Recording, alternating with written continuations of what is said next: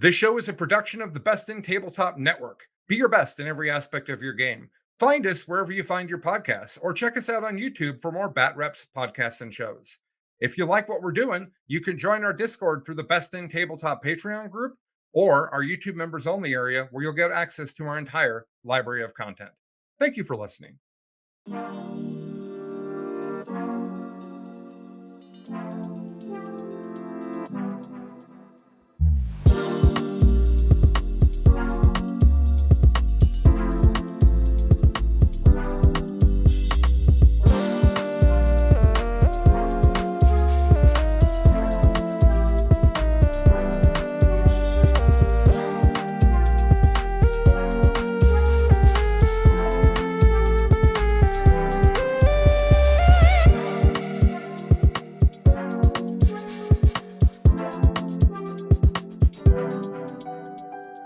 Welcome to Best in Faction.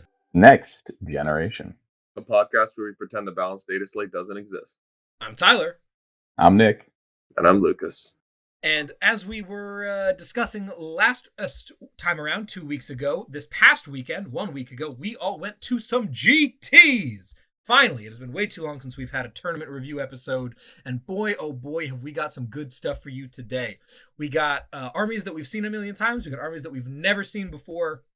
It's going to be a wild weekend. Quick overview, guys. You guys have fun last weekend? How was your tournament experience, Lukas? Yeah, Tau tipping was actually pretty fun. We were anticipating like almost 50 players, which is pretty big for a Jason RTT. We had a bunch of drops beforehand and throughout, so it ended up definitely being a GT, but being a little on the small side. It was still super fun. The meta there of armies that people were bringing was super lethal. There was like 60 or 70% POW custodies and pointy ears of some kind. No Drukari actually. Did we have any Drukari, Nick? I don't think we did. No. Wild. But like a lot of there was like eight custodies lists there, and they were all just like the meta staple, which is not something we're used to. We're used to a lot of people just bringing their Marines and getting quashed. But yeah, it was good fun. What'd you think of the tournament, Nick? I was excited to go play. I was also excited because we had a bunch of friends who hadn't been to tournaments in a while show up. Like Tanner, John, Max, Eric. So regardless of just trying to like have some good games, we also just like had a lot of fun outside of the games and made some new friends. Danny for the first time. That was fun. Yeah. Just on that list of names, we are the most generic bunch of white people that you have ever heard of. Sorry, continue. Okay. Yeah. But yeah, and I talked about like I think a while ago, I like stuck around with Warhammer because I like the community side of it a lot. So it's super fun to have like all 10, 15 of our friends just hanging out playing Warhammer. It was great. Yep, definitely.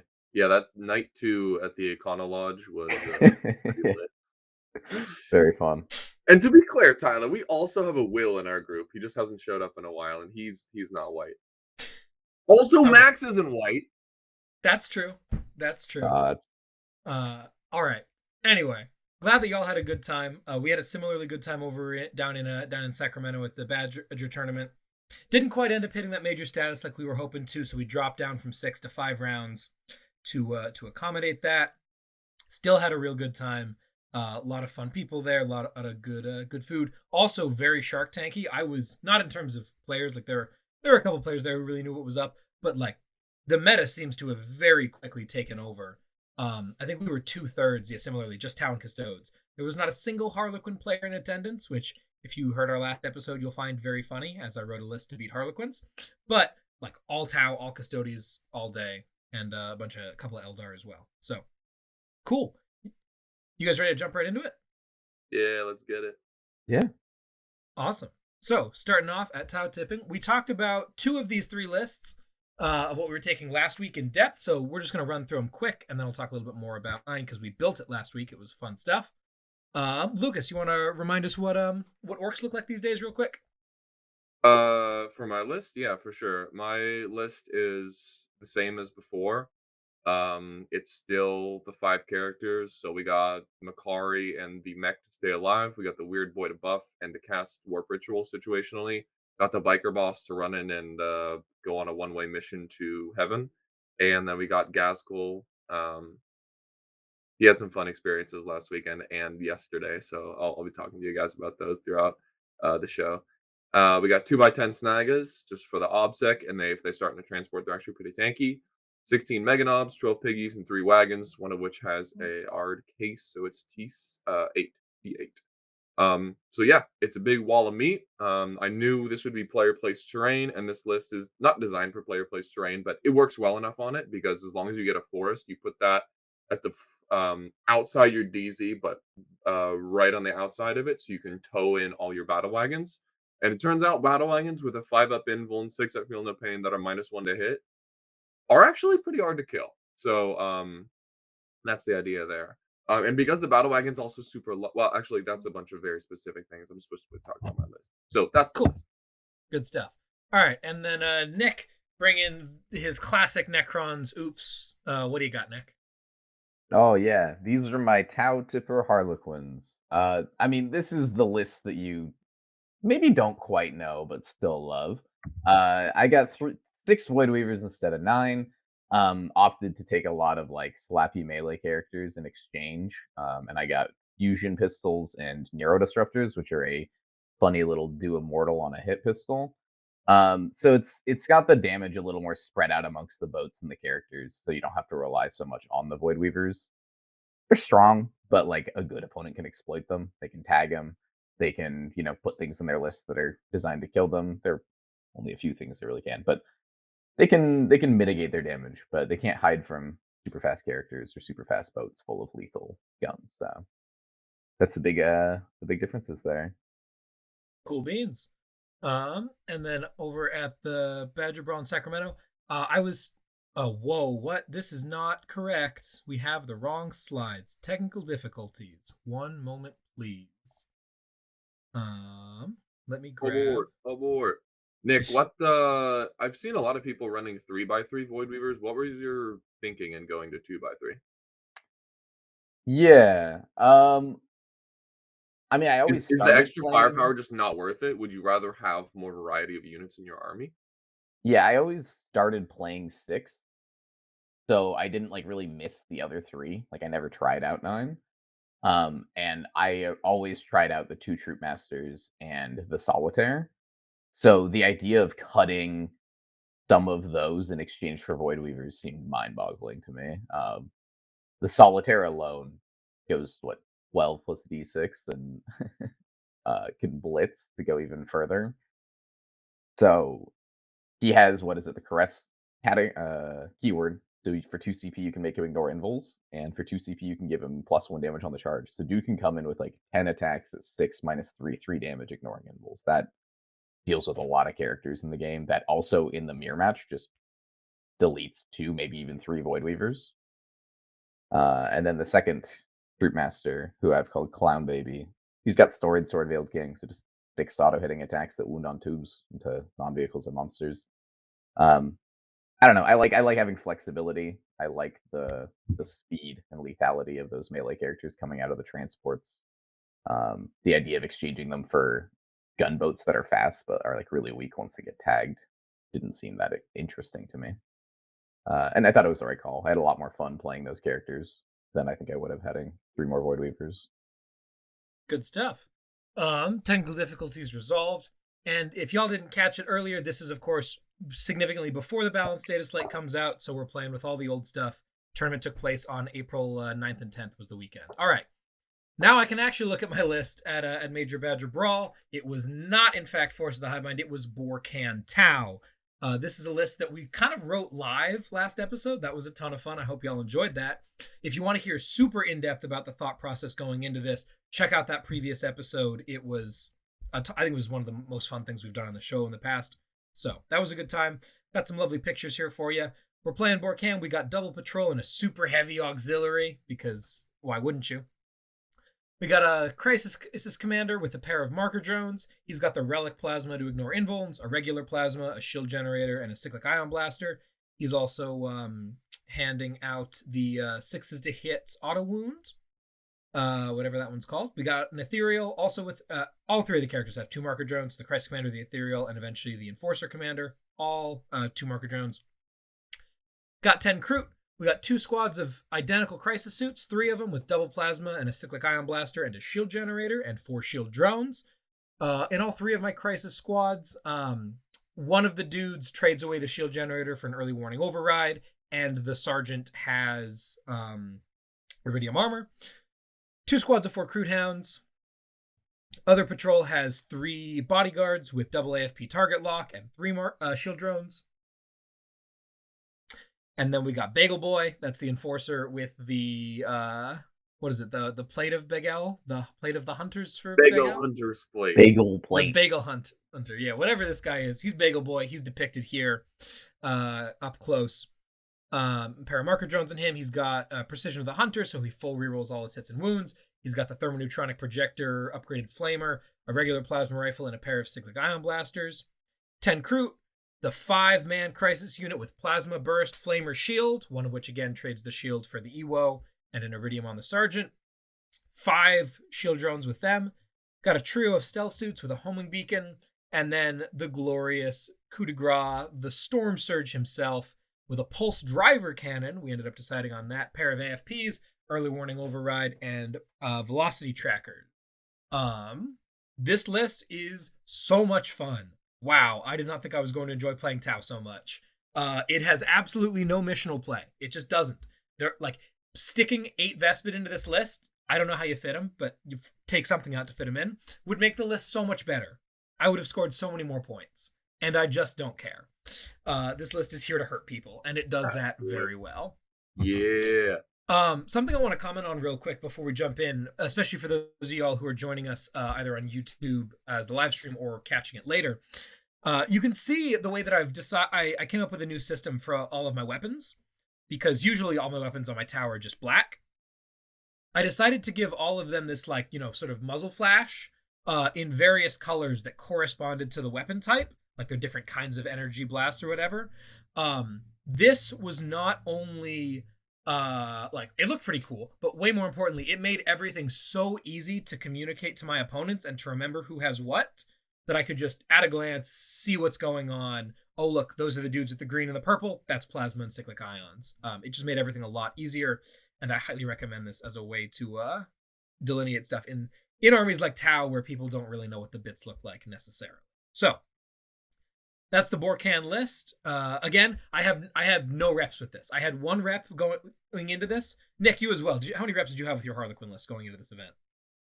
I had 2 or 3 reps with dark, and then 2 or 3 reps with light, but 2 were into Custodes. So okay, I think So you'd played some games. I had 1 practice game the night before the event with this army into Custodes, just to practice putting it on the table, and I got thrashed. So I was going into this event with a very very relaxed, very chill. I'm here to have fun, here to be a good sport, as much as you can with Tau. Mess around, have a good time. So jumping into day 1, we're gonna take it away with Nick's first round into our boy Eric. What's going on, Nick?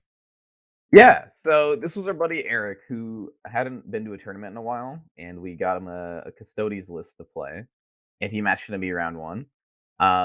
So I knew going in that this was a bit of a experience differential. He hasn't played in months. But Shadowkeepers are still something to be respected. Or Custodes are something to be respected. Shadowkeepers as well. Lukas and I have done a lot of practice games into Emperor's Chosen. Well, I guess a lot, 2 practice games in Emperor's Chosen for me.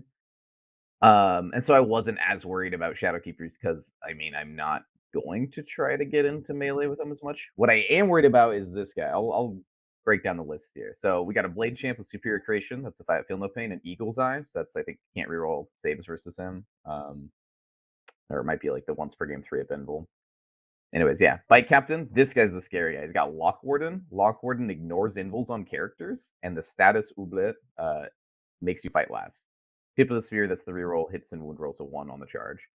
Got a Classic Trajan, who you know and love, 3 Sword and Board Guard, 2x3 Sagittarium, 2x3 Wardens, and 3 squads of 3 bikes with Salvo. So the thing I'm really scared of is the Bike Captain in this matchup, because I don't have a fight slash. I don't have a he can just come in and interrupt me and bash my characters because we rely on our 3-up or 4-up pinball to live. So basically, I go first, which was pretty good. I shoot all my guns at Eric. I kill a single biker, which is not great. I think I knocked 2 more down to like 1 or 2 wounds. So I'm like, okay, this is not good. Like Eric made all his saves. He comes at me. I also make most of my saves. He doesn't do a ton of damage, and then I hit him back turn 2, and that's when things start going apart for him. So his bike captain's a little out of position because he tries to make a charge and fails it. So I just like mortal and shoot that guy to death because he's not nearby the wardens, which was something we talked about. But he was pretty confident he'd make the charge. And after that, I'm able to just like shoot down the bike captain, shoot down Trajan, and then clean up the rest in melee. Solitaire is able to get into the back lines and clear up some Sagittarium along with some troops, and I basically control 3/4 of the board at that point. And Eric is this like little last ditch effort with the Blade Champ, who I just kind of let him do his thing and run away from him because I know I can't really kill him. So yeah, pretty soft game for turn 1, but I mean something to be respected when you shoot your whole army and you kill a model turn 1. That was a bit of a way to start off the game. Nice. All right. Are we going on to round 2 for Nick? Let's do it. There's Eric. Eric. Let's go. Yeah, got his permission to post that. He was very excited, and those are our armies lined up to go to town on each other. You guys are playing, it looks like the Scouring turn mission 1? Yeah, we were playing the Scouring round 1. Yeah, I guess cool. I should talk about secondaries real quick. I usually pick Stranglehold and Deadly Performance. For those that don't know what Deadly Performance is, I know Clowns just got nerfed, but also like this is still a very strong secondary, I believe. It's a no mercy, no respite category, and you get 3 points at the end of the player turn for accomplishing 2 of the 4 following, and it's kill 2 units in your shooting phase, kill 3 units in the melee phase or fight phase, take an objective you didn't have at the start of your turn, and have a unit wholly within your opponent's DZ.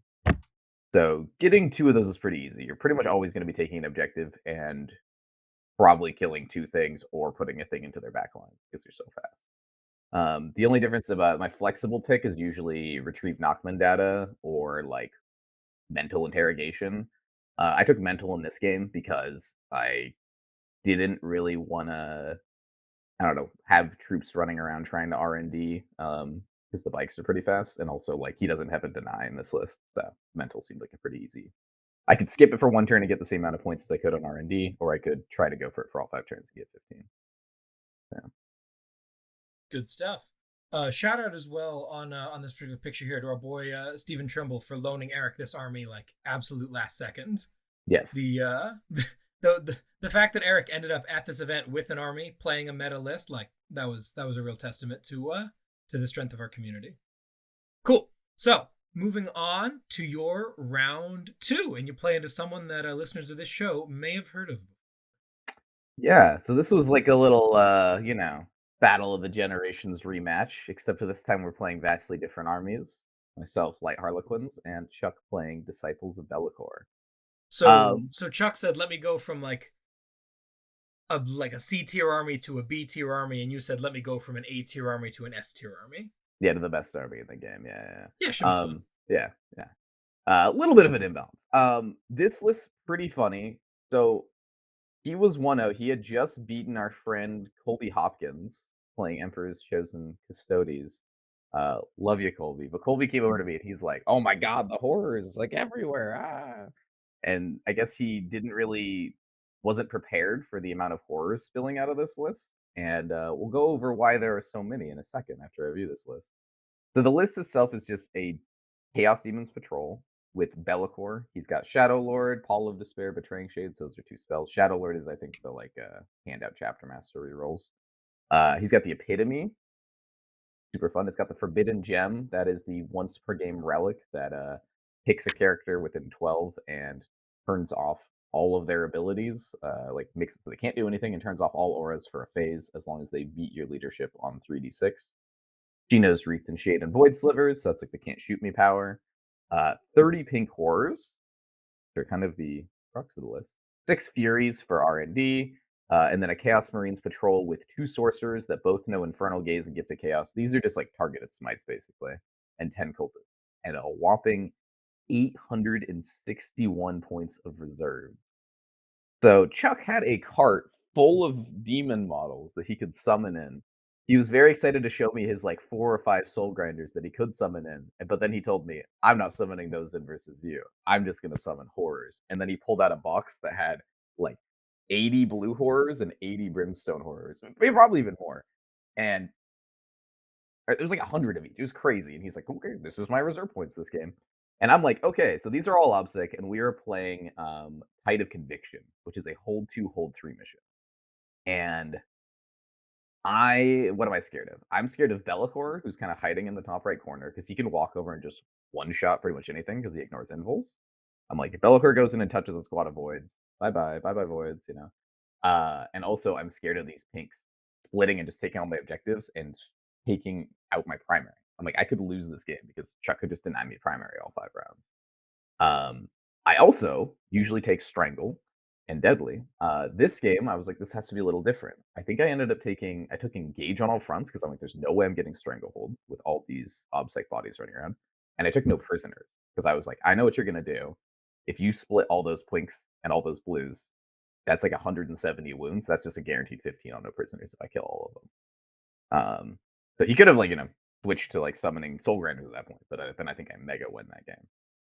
And I don't really remember what my last secondary was. I think it was Retrieve Knockman Data because I'm like, he can't really stop this. I can like have a squad that's like sitting in the back do this and like do it a few more times. But I was just like, okay, how do I solve this puzzle? It like wasn't a particularly challenging game in terms of like the strength of our armies, but just more like the overall puzzle of the game was very interesting. And I think what I decided to do was just go like full aggro instantly. I didn't get guys out of the boats turn 1 because I'm like, he has a lot of these like mortal powers that like scale off of guys in the squad. So like I want to take out some of his like mortal dealing like units first and then get the guys out of the boat. So turn 1 I just like go blasto mode with everything. And he comes out with Be'lakor, fails the charge. I end up picking up Be'lakor like most of my shooting. But the voids are not the voids, the pink horrors are in combat with like my whole army at this point. And that's when I'm like, cool, time to get out all the guys out of the boats and fall back things that are in combat and run on in. And we basically just do this where I'm falling back, shooting, charging again, because Harlequins can do that. Well, not the boats, but I'm paying a CP every turn to do that with a squad of voids. And I just do this, just shooting every single gun, punching every single thing in my army for like 4 turns. And then finally it's like, oh my god, it's over. They're all dead. I think I killed like 179 wounds worth of horrors that game. And it took me 4 turns to clear them all. But then I got 2 12s. And at that point it was like 2 12s on primary. At that point the game was over. But I think I'd gotten a 0 on primary for the first 3 turns. It's just like dang, yeah. That's scary. Are you worried with like, with the boat price change and stuff, with the output of Harlequins is turning down by a noticeable margin? Are you worried that like if you played this again with post balanced data slate changes, they might actually be able to hang? You really only need like what, 1 more turn of hang and then they're good? Potentially. I think the reason why I was only able to get why I was getting a 0 so much is this is a hold 2, hold 3 mission.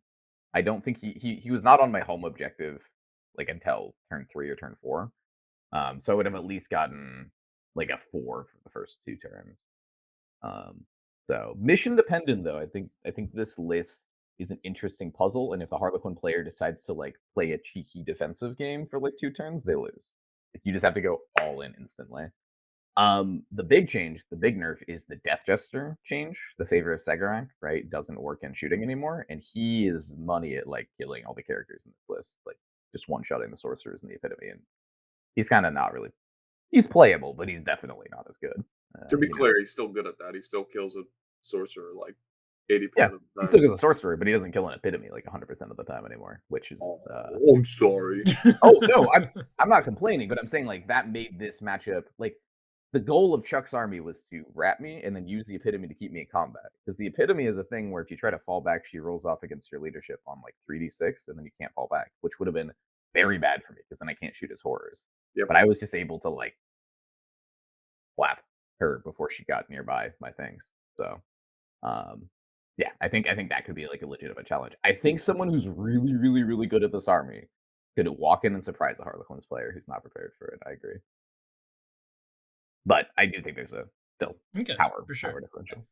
Yeah, curious. That's that means. I mean, we know that like knights are coming to Disciples of Be'lakor. Essentially, ostensibly there will be new rules for some kind of chaos. This is really exciting to me to see an army that's that close to hanging before all the stuff changes. Cool beans. Got a lovely picture. Oh dear, this does not look good. When was this picture taken? Yeah, I didn't like get one early in the game. I was more just like, what the heck do I do? And then I'm like, oh, yeah, I should take a picture. This was like turn, I think, end of my bottom of 3, basically, where I'd like started to pick stuff up. I think there's another picture on the previous slide that showed like a different angle. Yeah, so this is from like into his DC. So you can see there's like still a huge fight happening on that objective in the bottom right, where I just basically have all these groups fighting all these horrors. But yeah, it was pretty glorious, like turn 2 and 3, where his entire horror squad was just spiraled around the whole board, just on every objective. It was hilarious. Sure. So. Good stuff. All right, so end of day 1, Nick is that round 2? I still got one. That's round 2. Moving on to round 3. Nick, what do we got? You're back to the meta, looks like. Oh yeah, back to playing Custodes. Let's go. So this is Lee. This is the first time I've ever played Lee. Super nice guy. Amazing looking army. He had these like converted like vampire looking Custodes. It was super awesome. So he's playing Emperor's Chosen, which is what I'm more familiar with. That's what when I practice a lot. His list is a little bit different though. He's got the Blade Champ with Castellan's Mark, so that's the redeploy, and Orc Exemplar. He's got the Alara's Captain we haven't seen in a while. This is the Mr. Worldwide, although he's a little bit different. He has Superior Creation for the 5 Filmopane. He still has a Impregnable Mind for the Deny, Praetorian Plate, which is the once per game global heroic, and Unstoppable Destroyer, which gives him extra attacks when he destroys models. Trajan Valoris, a Ordo Xenos Inquisitor for psychic secondaries. 5 Prosecutors, 3x3 Sagittarium, 2 Contemptor Achilles Dreads. Those are the ones with the big old pole arm. One of them's been pre-game upgraded for like reroll charges and an extra attack. And then he has 1 squad of 5 bikes, 3 with Hurricane Bolters, 2 with Salvo Launchers, and then a squad of 3 bikes with Salvo. So yeah, this game we were playing the bomb mission, tear down their icons. So we're pretty far apart from each other. I had to play pretty defensively because I know like if he goes first, he has to go within 18 of me to shoot me with the bikes. Because of Mirror Architect, old Mirror Architect. Ooh. And I could also just redeploy aggressively if I need to with the Voids. Those are like the one thing I care about, being safe. And he goes first, which we both agreed neither of us wanted to go first since we both deployed really defensively. He hasn't played in the Harlequins, which I think was a big factor in me just winning this matchup. He rocketed forward his bikes because they're like the fastest thing in his army. And then he had 1 squad of 5 up in the top flank and a squad of 3 kind of poking out in the bottom. So I rocket my whole army up to touch the building that can see the 5 behind it, and I still have some that can shoot backwards at the other 3. So I shoot at the other 3, hoping to make him use some stratagems on there, like Transhuman's the big one. He doesn't use it, and so I just pick those 3 up because fire or no prismatic cannon's winning on 2s. And then I shoot the squad of 5, which he Transhumans, and I kill like 3.5 of them, and that's just how I open the game. And his other army's like 30 inches away. And he's got 2 bikes in my backfield. The 2 bikes come over, they don't kill a Void Weaver, and I just fall back and kill them. And at that point, it's like, cool, here's my super fast army that holds 3 objectives, and the rest of your army still in your DC. And it's just like he's not fast enough at that point to take over the board. And yeah, it was pretty easy to just kind of outrun the Custodes and pick fights where I want fights to happen. As you can see, most of his armies like deployed there in the bottom right. And those bikes up there in the top, those are the squad of 5 that I killed over 2 turns. So I basically owned the middle and the 2 objectives on my side of the board, and then just got to like send in the melee characters when I wanted. So like Trajan started creeping up on that middle objective at some point, and I just sent the Solitaire in there, and I'm like 4 CP, bud, and just killed Trajan. So yeah, those melee characters coming in clutch. Observation here on my part. It looks like you opened terrain placement with this crater in the center here.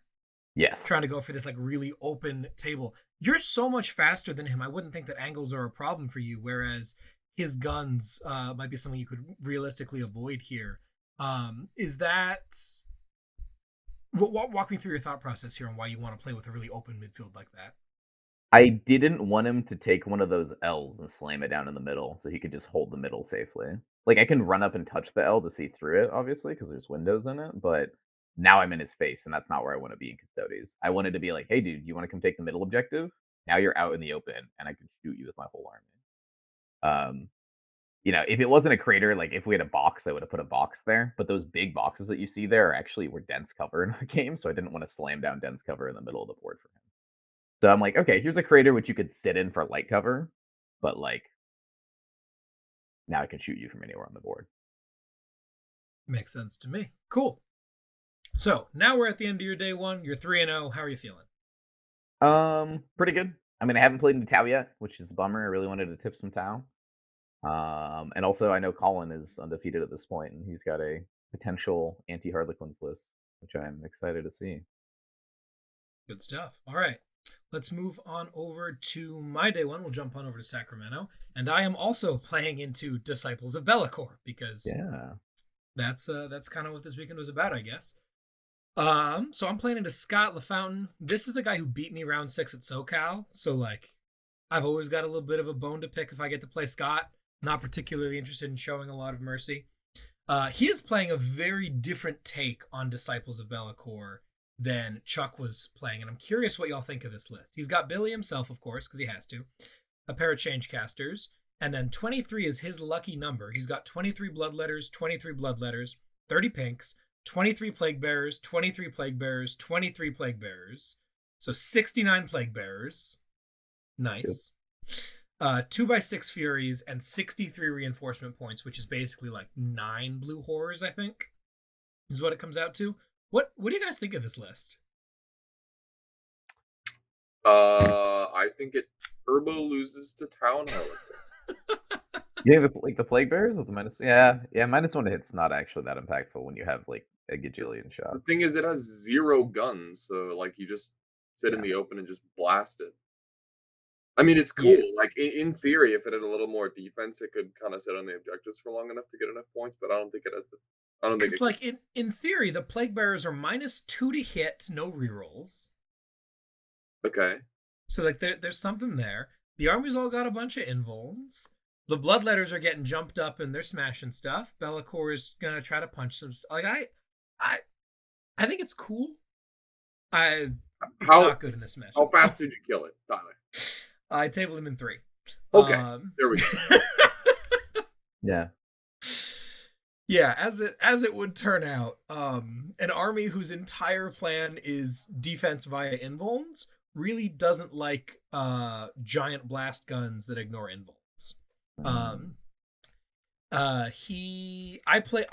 I took this matchup super seriously because I'm thinking that's a lot of obsec.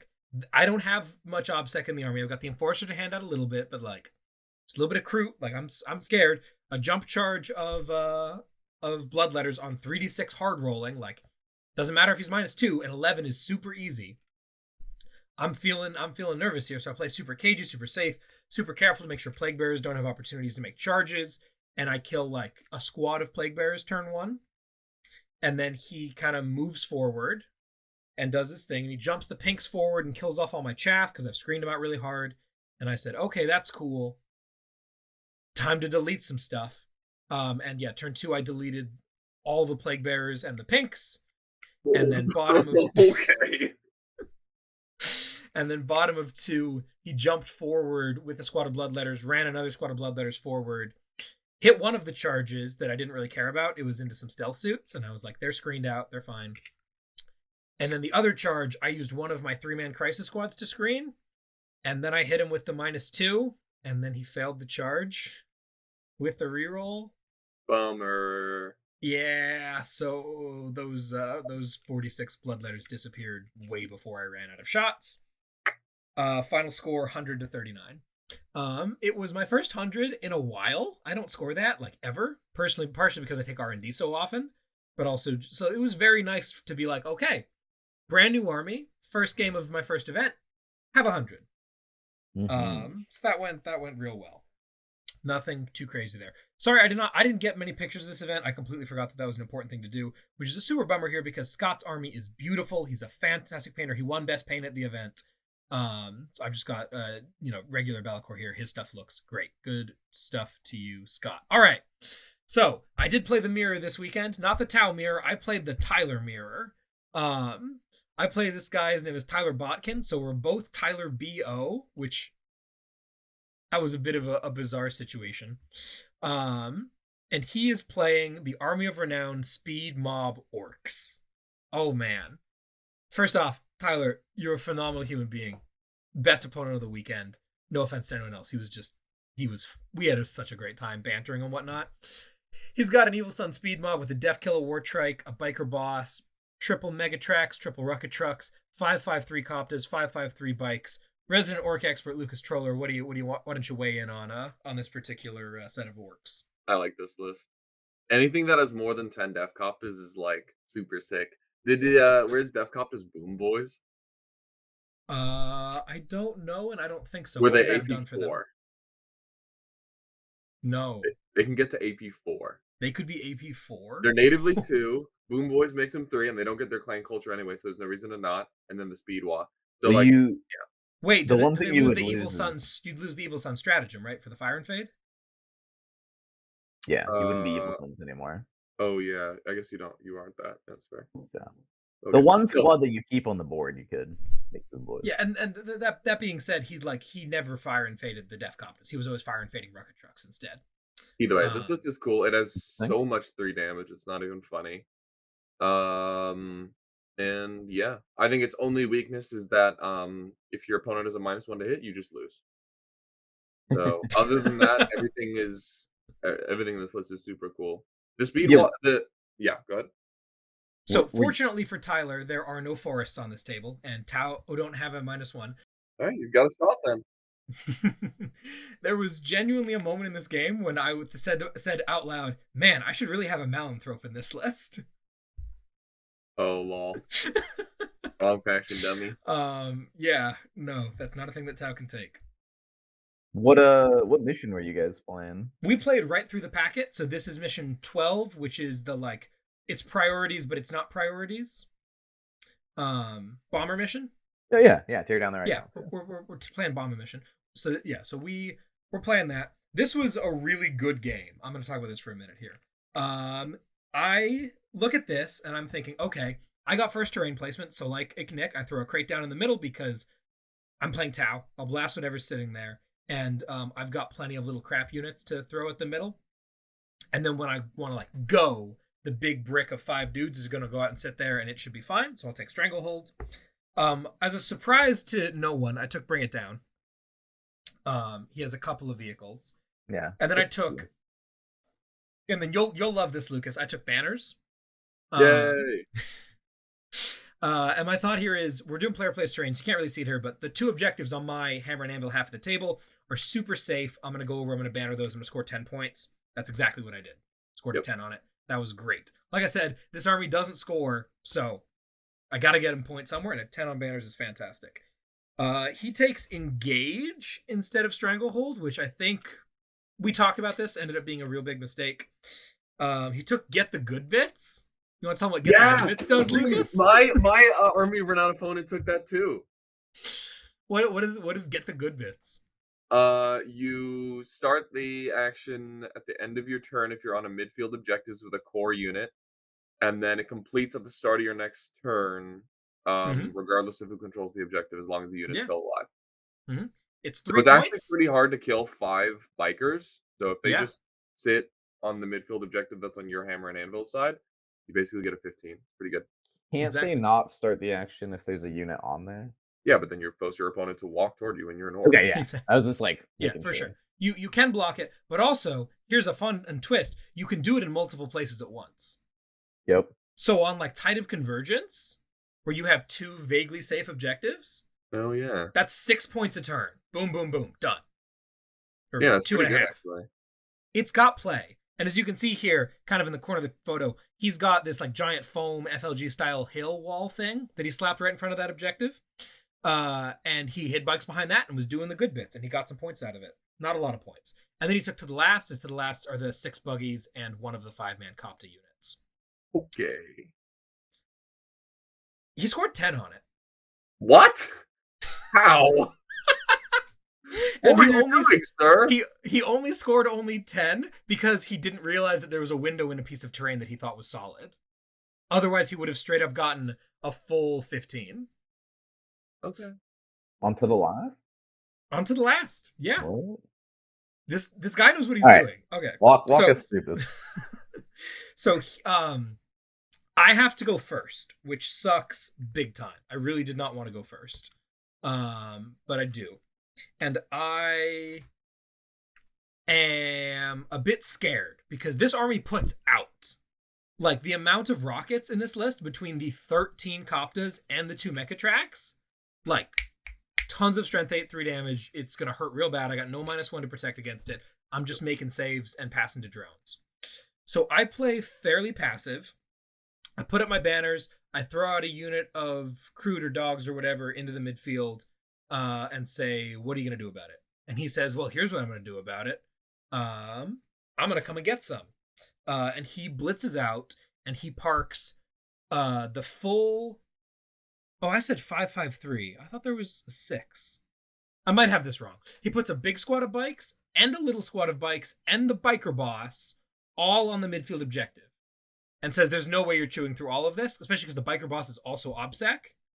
And he's like, you're not chewing through to the boss, and then the boss is going to crump whatever you try to put on this objective because you took Stranglehold. I'm going to punish you for that.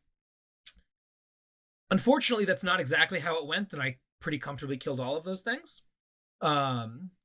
And I jump, I move, so I'm sitting pretty far back because I don't want him to cut angles. I jump out the big unit of Crisis Suits, hose all that stuff, and then they fire and fade further forward, and they end up on the midfield objective with OBSEC with all the drones. I'm thinking they're going to be pretty good at this. You know, I bet we can tank stuff for a turn. We could not tank stuff very well. Man, that guy blasted them. I put everything on them. They got the Feel No Pain. They got the 4-up Feel No Pain on the Sergeant. They got the Invulns. They're passing off to drones. He doesn't end up blasting the entire squad, or maybe he does. Maybe I have one guy left, whatever the case. He puts out Hurt. But he's doing this all very intelligently, keeping the Coptas back. So on my turn, I retaliate a little bit. I grab a little bit of positioning. I throw another crap squad, maybe the Stealth Suits in the midfield. And he says, you know what I hate? That Storm Surge over there. What if it wasn't there? And then it wasn't. Because that's how Coptas work. Orc dice are Orc dice, so they just go hot quite regularly. The Coptas roll like a little above average, and I roll a little below average, and there goes the Storm Surge. And now I'm down my 2 biggest pieces. And I'm oh, that was the other thing. Turn 1, I went super aggro. I forgot about this. I used the Stealth Suit Homing Beacon to deep strike in a squad of 3 Crisis turn 1.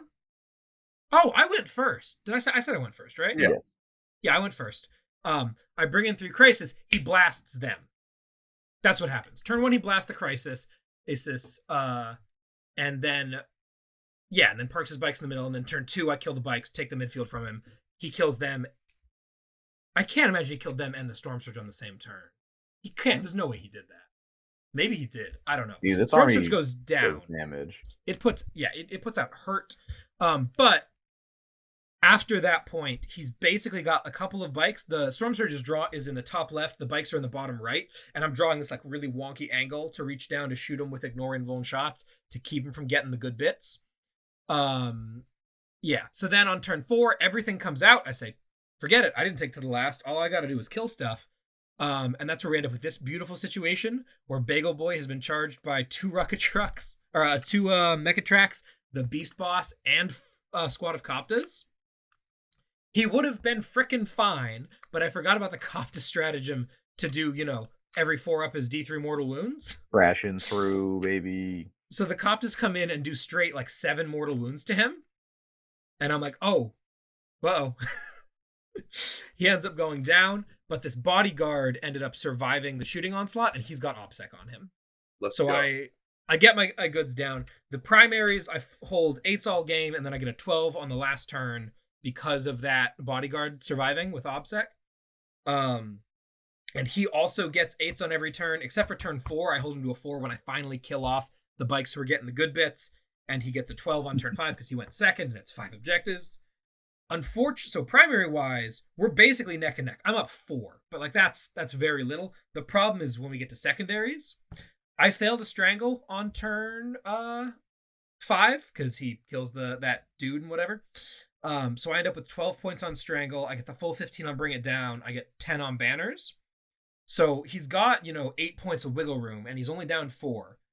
But he loses one of his to the last, which again almost didn't happen. So like that's 5 points right there that he's caught up in primary that he could have had in primary. He only got 6 points on the good bits. The downside of the good bits is you can max score 12 because it doesn't auto-complete at the end of the game. If you only have one objective. Unless you multi-do it, but yeah. Yeah, exactly. Yeah, for sure. But on this particular objective setup, he was capping himself at 12, and I killed them on turn 3 or on turn 4, so he missed out on 2 turns of it. So he ends up with 6, and he only got a 3 on engage. Okay, yeah. Engage was a troll pick, but there's definitely configurations where he has a very real shot at winning this game. It seems like a fun game. It was so much fun. Yeah. It seems like a lot less of a game if you have like a forest. But, yes, if I have a forest, or here's the other thing. I thought about this a lot harder and realized just how easy it would have been to screen the Storm Surge. So over the course of this entire event, I've never played with the Storm Surge in 9th edition. Obviously, I haven't played any Tau in 9th edition. The Storm Surge gets wrecked pretty hard this game by these 24-inch range rockets that are coming out of Deep Strike. There's a problem there, which is that they're 24-inch range and they're coming out of Deep Strike. So if I can park anything 15 inches up from the Storm Surge, who should be backlined, he can't shoot it, and then he's going to have a hell of a time getting there in 2 turns. I should also mention, Tyler could have done even better in this game, but out of strict honor or commitment to fairness in the game, and also I think his friend threatened to punch him in the mouth, he did not play the entire tournament Def Coptas coming down and leaving at the same turn. That is still rules as written aloud. He decided against that. He still used the strat plenty. We did also, so mad props to him for that. That's not how that's supposed to work. Cool. So that's round 2. So I'm 2-0. Final score here ends up being 83-61. So 22-point game with scoring a 3-point secondary. That's a real game, especially for Orks right now. So props to him. Moving on to round 3, I get to play into Jesse. I've played Jesse a bunch of times. He is definitely one of the better players in the area. He's playing Shadow Keepers. And Jesse goes into this game incredibly down in the dumps. He's like, I'm going to get tabled, which is not wrong, because he acknowledges my ignore invulns are really strong. Tau just slaughter custodes in general if I can do things in the right area. However, I have 1 rep into custodes. It was my practice game, and I got crushed. So we'll see what's up. Here's the other big thing. We're playing Vital Intel or Data Scry Salvage. That is my worst mission by such a long shot. It's not even funny. My army is not mobile. It plants in basically one place. I don't have little units to deep strike into quadrants to do stuff. And I don't really have a way to dig you off of a sticky objective. Yeah. Sure. So, all right, so let's see what Jesse's got. He's got 5 Voidsmen. He's got our boy Trajan, Bike Captain with stuff. Squad of 3 Footies, squad of 5 Sisters, 3 Sagittarium, a squad of 4 Alaris, a squad of 1 Alaris, kind of some fun tech, an Achilles, a Galatus, the Dense Banner, and 2 squads of 3 bikes, all the salvo launchers. As a Custodes list, this is, it does what it says on the tin. What do you guys think about the Alaris as a fun sort of drop-in take? I'm guessing that they're for a specific secondary. Is he doing teleport homers or something with them, or no? No. What do they do? I actually don't know what they do. They deep strike up forward. They have a good amount of shots, and then they charge and hit impressively hard with OBSEC. Is there still something with the banner being able to teleport them closer? They can use it as a redeploy, I believe, but I think they still have to be 9 inches away. I think I'd rather see some Wardens, but they're cute. I would agree. Also, more Sagittarium. I'd rather see more than 3 Sagittarium. I looked at this list and thought, oh, what's that? You have 4 Alaris, whose big thing is they're going to deep strike in and hit a 9-inch charge into Tau. Yeah. You just ignore them. Yeah, they don't do anything. But if he's like the way that Custodes players play back in the day, back in, last week when this was happening, is here is my army, broken for you. Eat this in remembrance of me. Here's the whole thing. You better deal with it or you're going to get crushed. And dropping in a squad of Alaris as a part of that is just a little bit more threat saturation. It's just a little bit more, you're not going to have shots to get to these guys, and then they're going to walk up and do a bunch of problems for you and have OBSEC.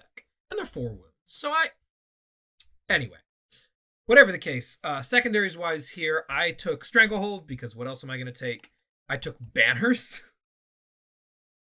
which is, I'm just trying to channel my Lukas here and take Banners all the time. No, I feel that, dude. Yeah, and then I took To the Last, which was a take. My To the Last are the Storm Surge, the 5-man Crisis, and one of the 3-man Crisis. It's an interesting decision. I mean, I'm very open to better ideas if anyone has. Yeah, no, that was the right call, but like. Jesse, by contrast, also took Stranglehold. He took Assassinate. What did he get on it? I'll hold that for the end. Woo! I give up a maximum of 10 for context. If you kill all 3 of my characters, including the Warlord. I guess and he took no prisoners. Yeah. And he took no prisoners. Yeah. No prisoners isn't bad. No prisoners is smart. Yeah.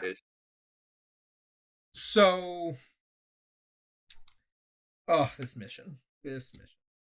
Jesse goes first, which he's like, this is a terrible game-ending situation. I mean, this game is on stream. You can go watch it on YouTube at Red Bluff Battle Reports, I think. Jesse is super bummed he's going first. He throws his entire army forward. Okay, let me check this out, though. I love this play. This is my favorite thing that I figured out all weekend. This is what the stealth suits are for. We're playing Vital, or Data Scry. God, I'm never going to stop calling it Vital. We're playing Data Scry Salvage, and on Data Scry Salvage, the way they do it now, player plays terrain. This whole event was player plays terrain. Is done Dawn of War style. So we split the table in half down the middle so that I have the bottom half and my opponent has the top half, even though in theory you would think that I would want the hammer and anvil style because I'm going to sort of, those are the closer objectives, whatever. So what I do, on the bottom right objective, I put an L, some big decent size ruin thing that is covering it so it is protected from my side looking upwards and wide open down the lane. So I can see it from my castle, full stop, and it's on the objective. So if you're standing on there, you could get cover, but like Tau don't care about cover. But I'll be able to see you with everything. But there's also a spot behind it, which is again still like on my side of it, where fully visible, where you could put stuff. I start my stealth suits there. If I go first, the stealth suits bring in the crisis blasts something to hell. Things look real good. If I go second, here's what happens. Jesse sees that, freaks out, doesn't want my stealth suits just sitting there scoring points, knows that he has to send his guns, which are like all on the top, in to go after the storm surge and whatnot. So he sends his squad of 3-foot dudes right down the line. They redeploy to the very tip, move up, charge the stealth suits, murder the stealth suits. And then the storm surge ignores invulns and kills all 3. Pew!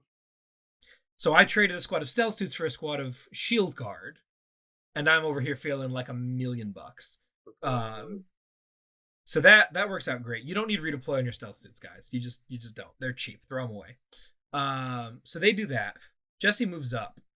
And now they, for some reason, have decided that this table needs all obscuring, including obscuring forests. Epic. And there's also a very large, dense, ruined wall. And Jesse has the dense banner. So his entire army is in dense. That's a bummer, which is a problem. I shoot real hard, and I kill 4 bikes of his 6. Pretty good. Really good. And those 3 dudes down the lane? It's not bad. No, it's okay. It's okay, yeah. That's a pretty good opener in a Custodes, honestly. Yeah, I kill like 600 points of stuff, but yeah. You gotta remember, Nick, that unlike you, he does nothing other than the shooting phase. Yeah, it's just damage is the problem. Yeah, he's got the Enforcer. Yes, that is true. I have an Enforcer who... Yeah, I do not like that guy. Everything good about him goes away for 1 CP. Yeah. But yeah. So Jesse does that. we flip over. Jesse also, oh man. Yeah, he also so he goes again, he deep strikes and he shoots all his guns into the Storm Surge and does a bunch of damage. He rolled hot, I rolled poorly, so it goes. Storm Surge has, I think, 13 wounds. He's taken 9. Or no, he's got 12 wounds because he's barely top bracket. He's taken 10 wounds so far. That's not looking good. He forces his army further up down my throat, and then now I'm in trouble. He hits a charge with his bite captain into the squad of plasma sib suits, who are one of my to the lasts, and they just sort of pillow fist each other for a while. I can't freaking kill him with my shooting and melee, but he's not killing me with his melee either because he hasn't charged that turn, and he can't fall back and charge. That's just like because he's not Emperor's Chosen. So there's a little bit of that going back and forth. He's cramming further and further down my throat. I misallocate my targets a little bit. The Storm Surge goes down to guns eventually. And like I am tabling him, but the problem is this entire time he's holding the table. I drop in my second squad of crisis suits on that objective where the stealth suit started in the bottom right and start to work my way up. He drops in his 4 wardens kind of midfield. I kill 3 of them. The 1 runs away, charges a squad of Kroots on the middle right objective, gets into them, kills them, holds that objective, stickies it. Then he like runs over and charges the crisis suits. And this is a problem because the crisis suits have the drones on the objective where he's charged, and they've strung up top to go after the dudes up there, the Voidsmen and the Sisters. If they get into the Voidsmen and the Sisters go poof, and I'm still very much in this game because he can't hit the button anymore.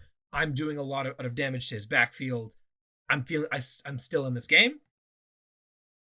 Unfortunately, he's charging the drones, and there's no way to get fall back and shoot. I, however, realize, oh wait, I've got the drones it's 4 drones in the squad. There's a cluster of 2 of them that he's fighting. Then there's a 1. Then there's a 1. If he kills 1 drone, I will break coherency and lose 2 more drones, and then I will be free and I won't have to fall back in anything, and I will go on and I will win the game. And he flips to all Misericordia attacks and manages to wounding on 3s with 6 hits.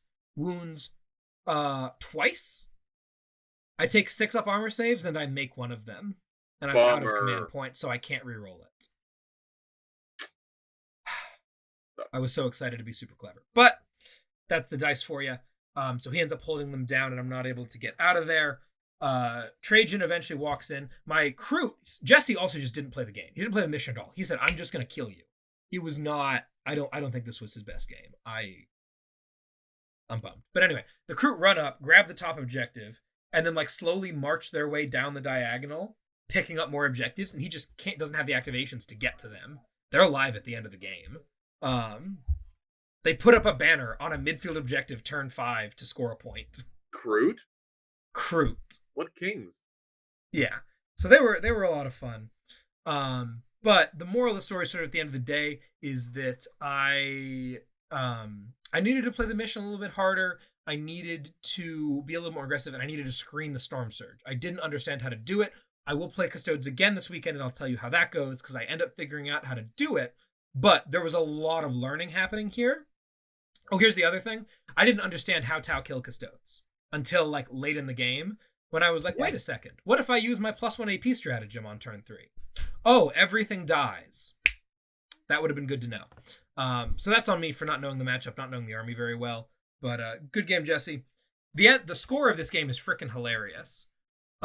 Primary-wise, I score 0, 12, 0, 12. All right. That's data scry for you. And then I score like 4 points total on the button because he's on my objective on turn 3, so I'm done with the button. He scores 4, 4, 8, 12. And then I scored 4, he scored 8. So on primary, I'm behind by 8 points total, including bonus points. So again, if I take that objective from him at the end there, I drop him 4, 8, 10. I drop him 10 points. And then I'd be up by 2 on primary. Secondary-wise, I made a really big mistake. I got really cocky when I blew 600 points off the table and didn't think about the position of my characters at all in relation to melee. And he hit an 11-inch charge and a 10-inch charge. Did Lockwarden come on in? No, that guy was nowhere near it. Trajan hit a 10-inch charge, and the Alaris hit an 11-inch charge. Remember I said, oh, it's a 9-inch charge with +2. That's just not going to happen. It happened. Okay. And then he killed both of those commanders. And then, obviously, the Ethereal died shortly thereafter. So he got his full 10 on Assassinate. Holy cow. Yeah. Man. Holy cow. So 10-point swing for some wild charges. He gets a 12 on Strangle. He gets a 12 on No Prisoners. I lose the game 47-80. Damn. So 23-point loss, 10 of which are those Assassinate points. Oh yeah, and so if I manage to kill that shield drone, I deny him 8 primary, 3 6 secondary. Yes, that's 14 points right there. And then also I'll put up a banner, so that'll be 14, 15, it's like 16. Like, it's a very tight game is the moral of the story. And I learned from my mistakes, as we'll find out later. So at the end of the day, I'm 2-1. I'm feeling great. The pressure's off, frankly, because going into this event, everyone's like, oh snap, it's going to be, like Tyler or Jake or Jesse, basically. Those are the 3 guys to watch out for. And I go home. We have a great time we go to this bar and outdoor music venue. It was a real good time. Nice. So yeah, I'm feeling pretty good going into day 2. So Lukas, finally, we're only an hour into the show, and Lukas gets to talk about his game 1. It's been 1 hour of listening to Baboon talk about Town Harlequins. I know you guys are bored as hell. Let's talk about Chad faction Orks. You guys ready for this? I'm ready for this. I'm ready to talk about my round 1 for. So Lukas, you're going into this event and you're like, oh man, I'm hoping to go like 3-2. I'm playing a bad faction. I gotta dodge those meta armies and hope I can submarine my way up. Legit, my stretch goal. I saw the meta. My stretch goal is 3-2. This wasn't your round 1, though, was it? Huh? This was your round 2. I'm getting there. There. Oh, okay. I thought this was round 1. Sorry. Round 1, I played against Wes on stream. You can go watch it at Warbird Battle Labs if you want to, but Wes is a great guy, but it wasn't really a game. He's playing Emperor's Children, melee stuff, so he just walked into the middle and I just flattened him. My round 2 was against Nick Hendricks, who's an avid member of the Discord. Great dude, hanging out in there all the time. Absolute blast to talk to and hang out with. So you should, great guy, good player. He is playing light. He's got 9 Void Weavers. He's got 6 spikes. He's got these bricks of 10 troops, which are kind of cool. He's got Troopmaster Shadowseer and Jeffrey Desticles, aka the Death Jester, aka the Death Jester, aka that bastard. Hate that guy. But yeah, this game was pretty fun. This was on Tide of Convictions. There's all sorts of objectives all over the place. I took a secondary that I had never really thought about before, but which is actually pretty decent for my army into someone who doesn't want to come fight me in melee. Investigate Signal.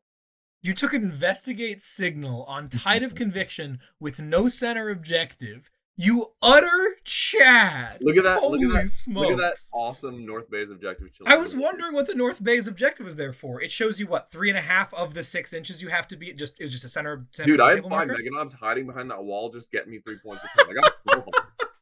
You got 12 on Investigate Signal. Oh my gosh, you mad lad. Yeah, so that was really fun. General plan with my army, I kind of alluded to this at the very beginning, but it's kind of like park a forest at the front of your DZ. If you go first, drive up, tow all your battle wagons into the forest and see what happens. So I did that. He killed 1 battle wagon and 10 beast snagger boys, 5 beast snagger boys on turn 1, which wasn't all that bad. He's moving some troops up right now to come kill my red squad of pigs. Shout out to Chuck for loaning me those. So yeah, he kills 4 pigs in a battle wagon turn 1, and then from there I kind of just launch a bunch of stuff all over the place and try to smash him off enough objectives. End of the game comes. He took what did he take? There was a couple of secondaries that he took, which I was not super certain he should have taken. Engage being one of those. He doesn't really have the troops to go run over to my side all that often if he doesn't want to get smashed, and he doesn't have. The real reason to take Engage with Harlequins is a single Star Weaver, because the Star Weaver is hard to kill, and then the 5 guys inside of it who can also get Engage are hard to kill. He doesn't have any of that. So he's like, and he can't do it with 2 bikers. So he got like a 2 on engage. That was. You want to say something, Tyler? No, that feels real bad, man. Yeah, he got a 2 on engage. How did the 2-man bikes do in general? Because that like I only ever see the bikes as like a single big squad, if at all. How did the 3x2 end up playing out for him? I think 2-mans with light are pretty good. I think you can also take like a 4 or a 5-man with dark, just as an actual hitting piece. They're okay. Nick kind of blundered them a little bit, if I'm being frank. His positioning right now is at the end of the movement phase with them.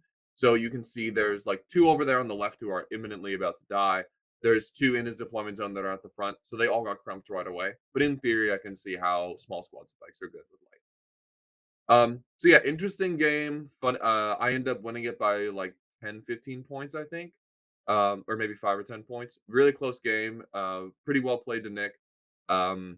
Just a hilarious moment that I want to share because it was funny. The battle wagon that's on the left, it's my converted battle wagon, Tiger tank from World War II. That guy was a Chad. I used ramming speed on him 3 times, and every time I did, I killed a Harlequin character. Amazing! So he ran in, battered the troop master.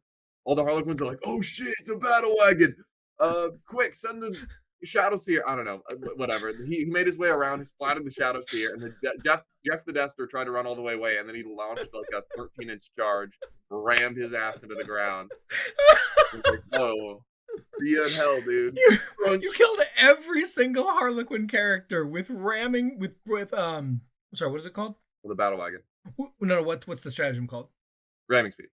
With ramming speed on a battle wagon. Oh yeah. My gosh. I use the melee attacks as well, but it was just funny to just run all 3 of those over turn 3, 4, and 5. Didn't get me any points, didn't impact the game at all, but it was just funny. Why didn't you take Assassinate, you utter buffoon? It would have been so. Yeah, you killed all of them. It's 10 points. I guess so. What were your secondary scores? Did you score 10 on all your secondaries? No, I scored 12 on Investigate Signal. How did you feel our practice games helped prepare you for this, Lucas? It was helpful. Nick played a lot more passively than you or Colin did, which I think is absolutely the right call. He just didn't pick the right secondaries, and also I feel like his list needs not be better, but he could have made better list decisions. I think the Star Weavers are like the best part of pre-nerf Harlequins, like up there with Voids for being insane. They got nerfed for a reason. They needed it. Yeah, those things going up 15 points, they're still worth taking like 3 or 4. Still incredibly good. Yep. And that was the last thing. What do you think about the 10-man foot slogging troop squads? I actually like them a lot. I like them as dark. Because then you get or Twilight, because then you get a lot of mileage out of the offensive strats. Yeah, I mean they're still good with light. They're just not quite as good. They're hard as hell to kill. 5 troops you can kind of nickel and dime. 10 troops you actually have to send a real unit into. Yeah, I like them. They were cool. I think with Ignore LOS changes, 10 dark troops will be really strong. Yeah. Also, they got core, so now they benefit from the -1 to wound aura. And they can they can be mirror architected now. No one's ever couldn't last week, but we'll talk about the balance. Yeah, we'll talk about it later. Review, right. But I want to keep going so we can get there. Yeah, well played to Nick. And then round 3, I played against our buddy from Portland, Tanner Herbert, coming out of retirement, and by retirement I mean school, who play Shadow Keepers and Bunky blast me into obscurity. We gotta put some context on this. Yeah. Tanner has not played a game of Warhammer of any kind for like 3 or 4 months, maybe 5 months. Basically. Yeah, basically since Slaanesh. Last he played was when he got best Tyranid, the Slaanesh, yeah. Or best force. Anyway, we're not going to talk about that. So he hasn't played in a while. He's a meta hopper. He's a really fun guy. He was at Charity Hammer last year. If you know him, you know how much we love him. So he hits us up. It was like on Wednesday before the event. Yep. And he's like, "Hey guys, I got the weekend off. Can I go to the tournament?" And we're like, "Yeah, man, go to the tournament." And he's like, "Cool. I need an army." And we're like, "Tanner, you own like 7 armies. What do you mean?" He's like, "I don't know how any of them work. Someone give me an army." And our buddy, is it Colby who gave him it? Whose custodes did he end up taking? Are they Colby's? Alex Pena. Our buddy Alex Pena is like, "Yeah, I got custodes. Go for it." here's the army. And he's like, cool, that sounds good. How does it work? Plays one practice game into his roommate, our other buddy, John's Tau. John also has not played a game in God knows how long. And then comes to the event. I'm sure he was day drinking like a madman, because that's what Tanner does. And shows up to end Lucas's whole career with Shadowkeepers. Let's hear about it. To be fair, this game was actually pretty close. So I'll take a second to talk about this one for sure. Trajan, Lock Warden Biker guy with Fight Last, Blade Champ, who's impossible to kill, 2x3 Sagittarium. So this is basically Eric's list that Nick played against. Squad of Shield Guard, 9 Bikers, and 6 Wardens. Pretty cool list. Mm-hmm. It is literally to the T the same list, because Eric needed an army, and we said, what does he need? Give him the exact same list. Yeah. The only change is this one has the redeploy. Eric's didn't. Gotcha. Okay. So, yeah. Remind me what mission this is for round 3? This is the bomb mission. This is Bombers. Tear down their 12. icons. Yeah. I went first. I moved my army forward, towed it into a forest, and projected threat all over every objective on the table. Tanner almost abandoned like his home field objectives, scooted back, and put some blink shots into me. Funny thing about the Lock Warden is his ignore invulns works in shooting attacks, so he puts Gaz on a 6-up armor. Nailed it. Landed a 6. His other rockets come in and do like 6 wounds to a battle wagon, and I'm like, Lamau, dude, I got a 12. And so he's like, okay, this is not going to stand. So next turn, he comes on in, puts another missile into Gaz, land another 6. Let's go. Down the haters. And then, yeah, his turn actually wasn't that great. He cracked 2 battle wagons and put 4 wounds on Gaz and put his whole army in combat with me. So I was like, holy cow, this is actually doable. Bummer part about Shadowkeepers is their favorite stance is the stance that turns off rerolls in melee. So they can have that for 2 turns. They just turn off Gaskell for 2 turns, which is a big bummer. And spoiler alert, by that point, he's going to be dead. So I get a bunch of Meganobs out, and I actually kill a lot of his army. I kill 3 Wardens, 2 Shield Guard, and 6 Bikers, and the Lock Warden. Good. So, like, at this point, he's got Trajan, Blade Champ, Sagittarium, and 3 Bikers left, and 3 Wardens. So, like, I have a real shot at this game. The problem is I use so much of my army to do that even just Trajan, the Blade Champ, and 3 Wardens left is, like, too much for me to deal with because he just guns down all my OPSEC with the Sagittarium next turn. So, really, I was in this game. I had a fighting chance until turn 4 when those 3 Bikers get hit by 5 Meganobs, and I was like, 5s explode, 3 damage, and I'm just going to hope that I can kill you. And he made, like, 9 out of 10 4-up invulns, and I was like, okay, I'll shake your hand. Let's just go hang out for a little while and save ourselves an hour. Because he was already up in that game, and that was my last gambit to kind of turn it around. Yeah, Custodes for the A-tier armies 1 week ago, if just 1 round of 4-up invulns go their way at a crucial point, is just like over. So I knew that happened. Still fun game, well played at Tanner. I was surprised. I thought I was gonna get absolutely shit on this game. Not really. If the Custodes line up the right buffs at the right time, they can hit you really hard. The Battle Wagons do a lot of work, though, because they keep all your damage dealers super safe. And Gaskell's obviously a Chad. Like, he just absolutely crushed the life out of that Log Warden in 1 turn. So that was pretty funny. Yeah. It was, I think with the Shadowkeeper nerfs, or Custodes nerfs in general, Orks now have a even, if not advantaged matchup, even into Shadowkeepers, because they can just do enough damage to flatten Custodes. Not that it will matter, because you will never play against Custodes again. Every once in a while, I might run into Shadowkeepers, and that game will legit be scary. Yeah. Cutting out a quarter of my damage is bad. Shadowkeepers, I think, is legit still okay. Yeah, but I think that's about it. We'll talk about it. We'll talk about it later. We'll get to that. Awesome. So, end of the day, Lucas, you're 2-1, as am I. So you're not in the money, but you're already to your goal of 2 and 3 at a minimum. You've made it to 2 and 3, and we're gonna fight for 3 and 2 now. Yes, sir. Good stuff. Awesome. How are you feeling at the end of the day? I'm feeling good. My 1 loss was a narrow loss to an army that I thought would dookie on me, and I've already beaten Harlequins. So get wrecked, 20 years. There you go. Outskilled. Love to see it. All right, so we're going on into all of our day 2s, and we're gonna shuffle this around. We're gonna go around the horn now.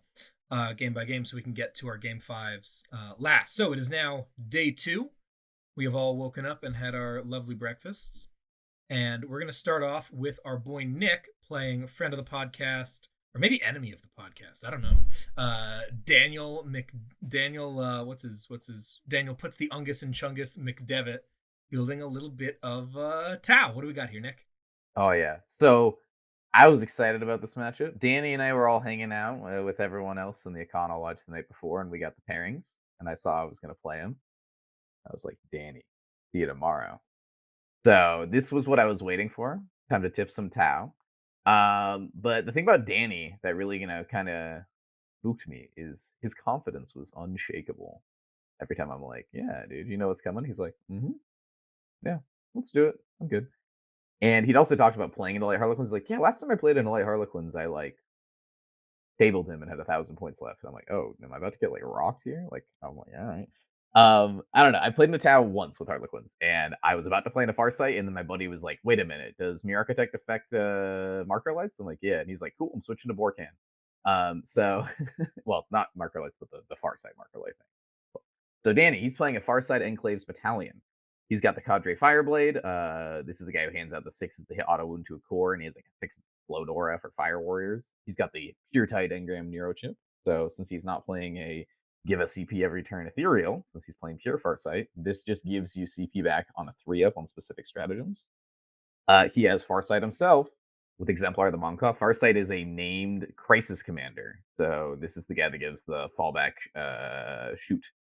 And is that also charge? Oh, most importantly, it's fallback and shoot, which is what I do and ignore hit mods. Yes, and ignore hit mods, which I do not like.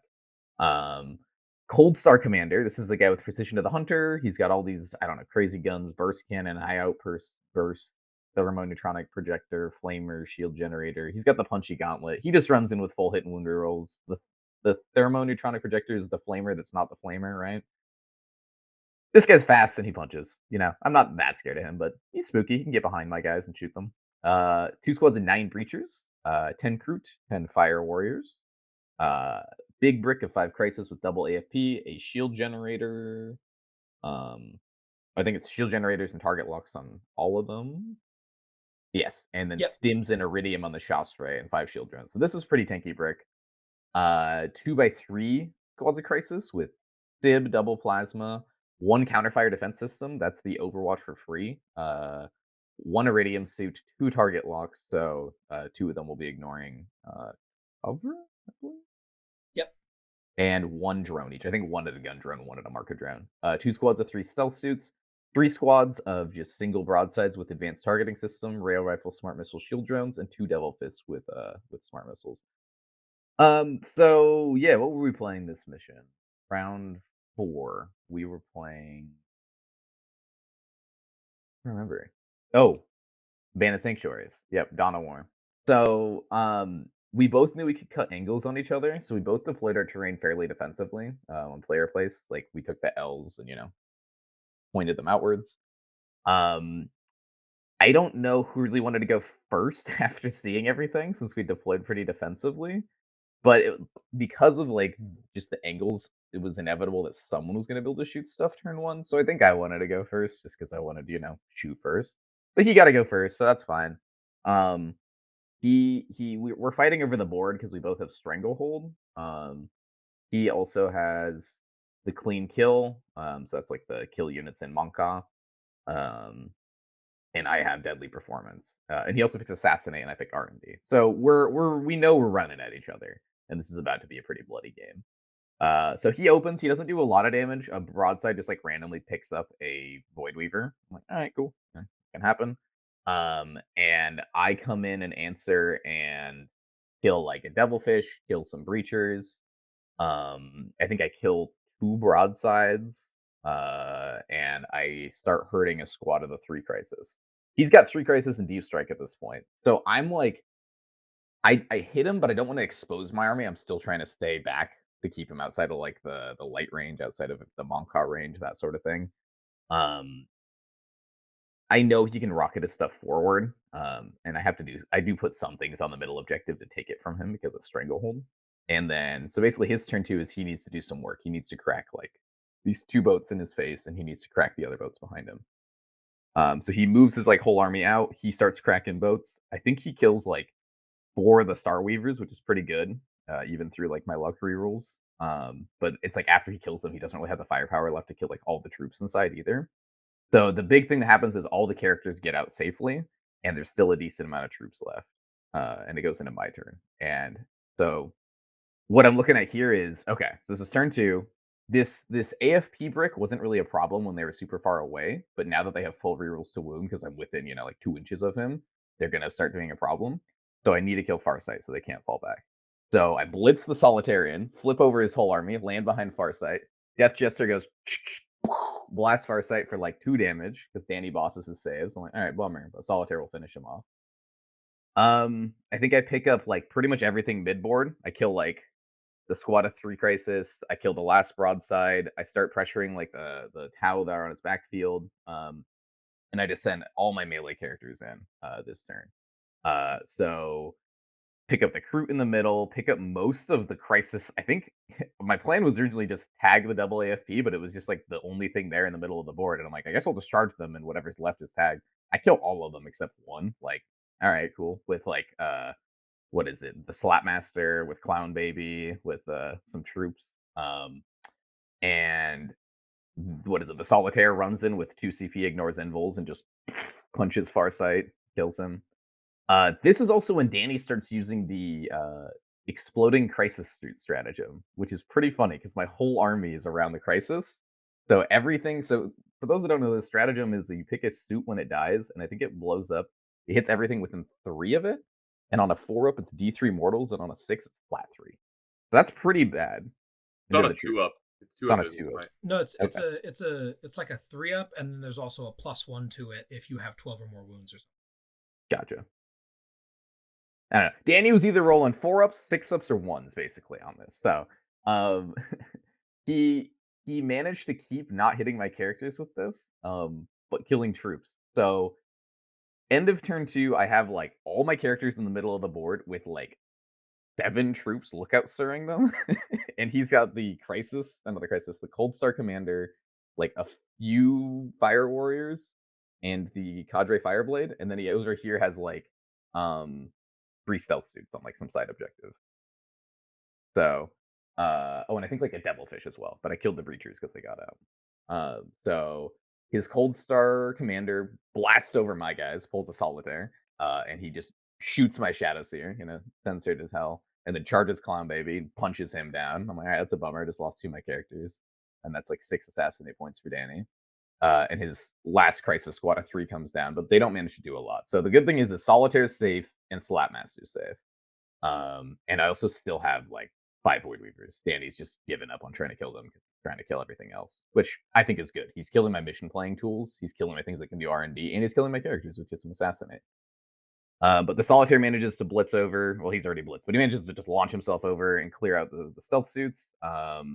Flatmaster kills the Cold Star Commander, and Danny's last-ditch effort to kill my Death Jester, and the Solitaire and the Slapmaster manages to leave them all alive on like 2 wounds, and he doesn't pick up any of those points at the end. So then I managed to table him after that. But I mean, end of the game, like the score does not reflect how close that game was. End of the game, I have Death Jester, a Troop Master, and a Solitaire, all on like 1 or 2 wounds, and then 5 Void Weavers. That's it. Super bloody game. Very exciting to see what 2 S tier armies can do up against each other, where they just sort of like blasting chunks of each other's army out of the game. Refreshing to have big chunks of my army taken out and then be able to do it back to him. So, yeah, mission accomplished. How tipped. Heck yeah, man. Yeah. Good stuff. That was a super thorough report. Really. Yeah, this was my favorite game of the tournament. Yeah, this is awesome. Nice. Cool. Well, props to our boy Danny for giving it his best, but there is no stopping the next generation. It's just not possible. So, moving on, Naj is headed to the finals. We'll come back to that in a minute. To jump over to my round 4, which is versus Tyler again. What? Yeah, so we're at dinner the night before. Tyler's there, a bunch of other guys there. We're all having a good time. And pairings go up. We're like, oh, let's see what we're playing. I'm playing against this guy. I think I was playing against Johannes. And he's got Custodes, and I'm sitting next to my buddy Jake. And Jake reaches over and he shows me his phone, and he just got a text from Johannes that says, "Help, dude, I'm playing against this guy Tyler. I don't know how to beat Tao. What do I do?" And I take Jake's phone from him and I text back, "Don't worry. He's a chimpanzee with clothes on. He doesn't have a chance. You'll roll straight through him. He's a terrible player. Send." Which would have been great. But we get there the next day and they're like, pairings are wrong. Pairings are wrong. We're going to fix it. Top tables are right, but pairings are wrong. And they mess up the pairings and they fix it. And I'm like, okay, cool. I'm going to play Israel Sanchez. Lucas has played Izzy. If you're in the 40K community for long, you've probably seen Izzy's paint schemes at some point. He is probably the best Tau painter on the planet. He is phenomenal, does commission stuff. It's pricey, but let me tell you, it's worth it. He is not allowed to compete in the tournament anymore for best paint. He is the judge, and he's not allowed to score himself or any armies he painted. Like that. It's beautiful stuff. I was so excited to play Izzy. Izzy is a Tau fanatic. Have some Tau on Tau violence. He's playing some weird stuff. I'm playing some weird stuff. It'll be great. All right, we head over to the table. Wait, guys, pairings are wrong. We're going to fix it. Okay, I get matched into a Borkan mirror match with a guy who has no Storm Surge but all Crisis suits. Fine, I walk over to that table, set my stuff down, shake his hand. We start getting objectives placed. Wait, guys, pairings are wrong. This was not an enjoyable situation at this point. I walk over. They announce, "Okay, guys, if your name is not Tyler, the pairings are now correct." And I'm like, "What the hell are you talking about?" And they're like, "Yeah, so slight mistake. You guys are currently paired into each other again." And we're like, "That's ridiculous. Like, what are you gonna do about it?" And he's like, "We'll figure it out." I don't know why. I wish I knew why. Like, "We'll figure it out." And then a couple minutes later, the TO's like, his name is Adam. He's a great guy. Bless Adam. Love that guy. But he's like, "Yeah, I don't really know what to tell you guys. You got to play each other again." And we're like, "All right, let's do it. We know how this goes." And I have learned from our last game. And instead of playing on a mission with lots of safe objectives, we are playing 21, which is called... What's it called? I have the pack in front of me. Abandoned Sanctuaries, which is the no pregame move, everyone has to fight in the middle thing, which is not exactly what Orks were looking to do. And then I win the roll-off, become Defender, and I pick up my very large forest and place it directly in the center of the table. GG. So... Yeah, so that was a thing. He parks most of his castle in my top right, his back left. My castle's dead center. And then I park the Storm Surge in the bottom left, far away from his castle, because I know that I'm going to be able to be pretty safe in mid-board, up toward that mid-board objective on the left side, and that will allow me to do that screening maneuver that I realized last time. At no point in time does he shoot at the Storm Surge the entire game. It's real bad. Secondaries-wise... I ended up taking Stranglehold, bring it down, and I also took Investigate Signal this time. I thought, I'm going to be so cool. I'm going to park my big unit of Crisis Suits. They're going to act and shoot. They're going to score Investigate Signal. It did not go well. I scored 6 points. But we tried. I should have taken anything else. Stranglehold got me the 15. He took Stranglehold this time because he learned from his mistakes. Got a full 6 points on that. Took Get the Good Bits, also scored a good 6 points on that, and took to the last and scored 0 points this time because I tabled him on turn. Yeah, not a whole lot to say other than the situation was ridiculous. Fun to play into Tyler again. There's no one I would rather play into twice. We had a good time. We messed around, but yeah, not a ton to talk about there. Why is my game 5 here? We'll go back to that. What is the ordering? Here we go. Lucas, game 4. What's going on? I am also in round 4 playing against a speed mob. I played against Jason Lawrence. What is this table? Yeah. What? What are those little tiny rectangle Necron pieces? They're big ruins, dude. Yeah, no, I'm like, what is your thought process on the middle? Oh, the tiny ones, dude. Yeah. My whole army is cavalry and vehicles.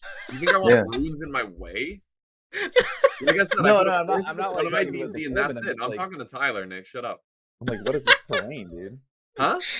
The terrain itself is fine. I'm questioning the placement of it. Oh, okay. Yeah, because like you want as much blocking as possible, I guess, but also don't want to get move blocked, and he wants not a single piece of terrain on the table. The things that are important to me are like small ruins so I can put Mega Knobs in them because cover matters, and force to the front of my DZ, and I did that. And I'm confused why he put his so far back. I would have tried to screw around with me a little bit more, but yeah, with the movement. But like you only have to get halfway up the table. Oh, it's funny we're playing the same game round 4 into the same army, same mission that is. Yep. Interesting. He's got a bike boss, a trike, 20-ish bikers. He's got a mix of buggies, a wagon, and 2 planes. Unfortunately, neither of his planes are WAS bombs, which is if you're taking a plane, that's what you take at this point. The bikers are good. A lot of the buggies are good, but like not all of them are. The wagon's pretty troll. I think he wants some Depcopters. The best part about the Army Renown is Depcopters. Yep. By not like a gigantic margin, but enough that like you should probably take. By a wide enough margin that I'm a bit concerned that I think I see a Rucka Truck Squig, a Boomdaka Snaz wagon on that table. He's got one Boomdaka Snaz wagon. Yeah. I did say this to him afterward, and he's like, "Yeah, I just need to get the models." So once this guy gets his Depcopters, I have all the confidence he's going to be. He played this game super well, but as you can see, I towed my entire army into that forest. He shot in and did 6 wounds to a battle wagon and killed a piggy turn 1. Yikes! Yeah, and then I picked up like 8 buggies in the wagon. So there's not a lot to talk about this game. I could tell this guy was a good player. I think once he makes his list a little bit more streamlined, it's going to be really lethal, but not a ton to talk about for this is kind of the unfortunate reality of 40K in 2022 is that it is so damn hard to get your hands on the models that you want, even if you can afford them, which is its own whole separate story with supply chain issues and whatnot, and nothing's ever in stock. I can understand how you end up in a situation where you're playing a very unoptimized army, especially when you need such big ticket items like a giant pile of Depcopters or particular buggies. Yeah. Cool. So moving on from there, which is out of order. All right, so round 5, as promised, I get my revenge on Custodes. I mean, we'll see how the game goes, but like I get my chance at revenge on Custodes. I'm playing into my boy Chris. I've said my boy. I met him this weekend. He's a cool dude. He's a buddy of my buddy Jake's, those, and any buddy of a buddy of mine is my boy. We're playing on 22, which is Conversion. So this is the hold the midfield ones, and he's playing Custodes. He's got Emperor's Chosen.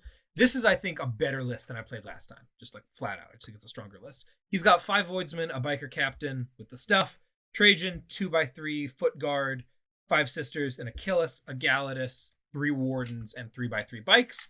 Sagittarium are still the best troop in the game. I think you should be taking them over the guard personally, but I see the appeal, and maybe that's just the models that you have.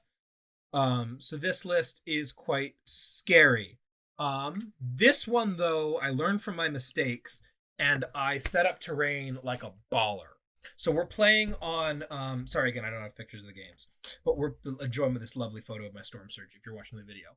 We're playing on the FLG Gothic Cathedral set, like we played on at top tables at LVO. Mm-hmm. And he goes plays first, and takes the big giant piece and just parks it dead center on the table. Because there's no way you can hide on the center objective, so he wants cover on the center objective, so that his footies standing there have a 0 up armor save. Reasonable idea. The problem is that then I get to thinking, and I'm like, okay, what is the thing that I can't let happen? I can't let the bikes sit behind a wall and blast the Storm Surge to pieces. That can't happen. If that happens, I'm in deep trouble.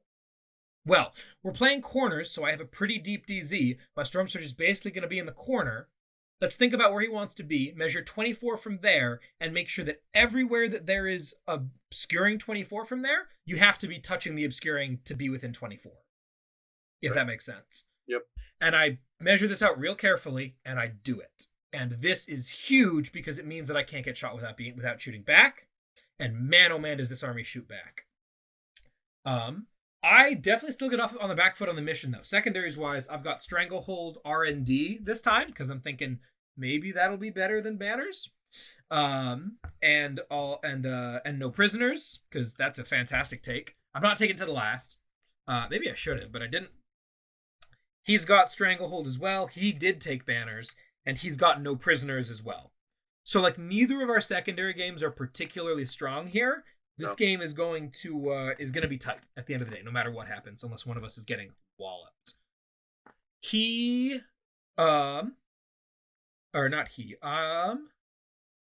I end up, I don't even remember. Did I go first or second? How can I figure that out? I think he went. Yeah, because I deep strike turn 1. Sorry, just a moment. Oh yeah, I went first. I go first, and I am bummed about this because I want him to have to come to me. But as a result of me going first, he makes a really critical error. He redeploys 2 units of bikes. He's very scared of them getting turn 1 deep struck into and blasted and whatnot, and pulls them back so they're not visible and they're out of range. On principle, this seems like a fine idea, right? Like you want to not get blown off the table. However, the unfortunate reality is they're still only 24-inch range. So he puts them all the way back, because he's got a giant wall of stuff in the front, all the way back on a corner-to-corner deployment. It's going to take him 2 turns to get into threat range, and he just doesn't have that kind of time into an army with this kind of guns. I line up a couple shots. I ace the Wardens turn 1 by ignoring their invulnerable saves, because I don't like them, or maybe like one sticks around, and then I kill it later. But I blow up the Wardens, I do some damage to a bike squad, call it a day, move on with my life, run up some dogs to tow an objective. Cool. Score a stranglehold, put down R&D. We're feeling good. He retaliates by coming at me as fast as he possibly can, and I just go to town. I've realized how useful that +1 AP strat is. I am deleting units left and right, and there's not a ton, once I figured this all out, to talk about here. He's losing bikes. The bikes that are shooting into the Storm Surge aren't doing a ton, because remember, I've got a 4-up invuln, and then the first one every turn is getting poofed over to Savior Protocols. So he has to get 2 bikes through my 4-up invuln, and the bikes start dying pretty quickly.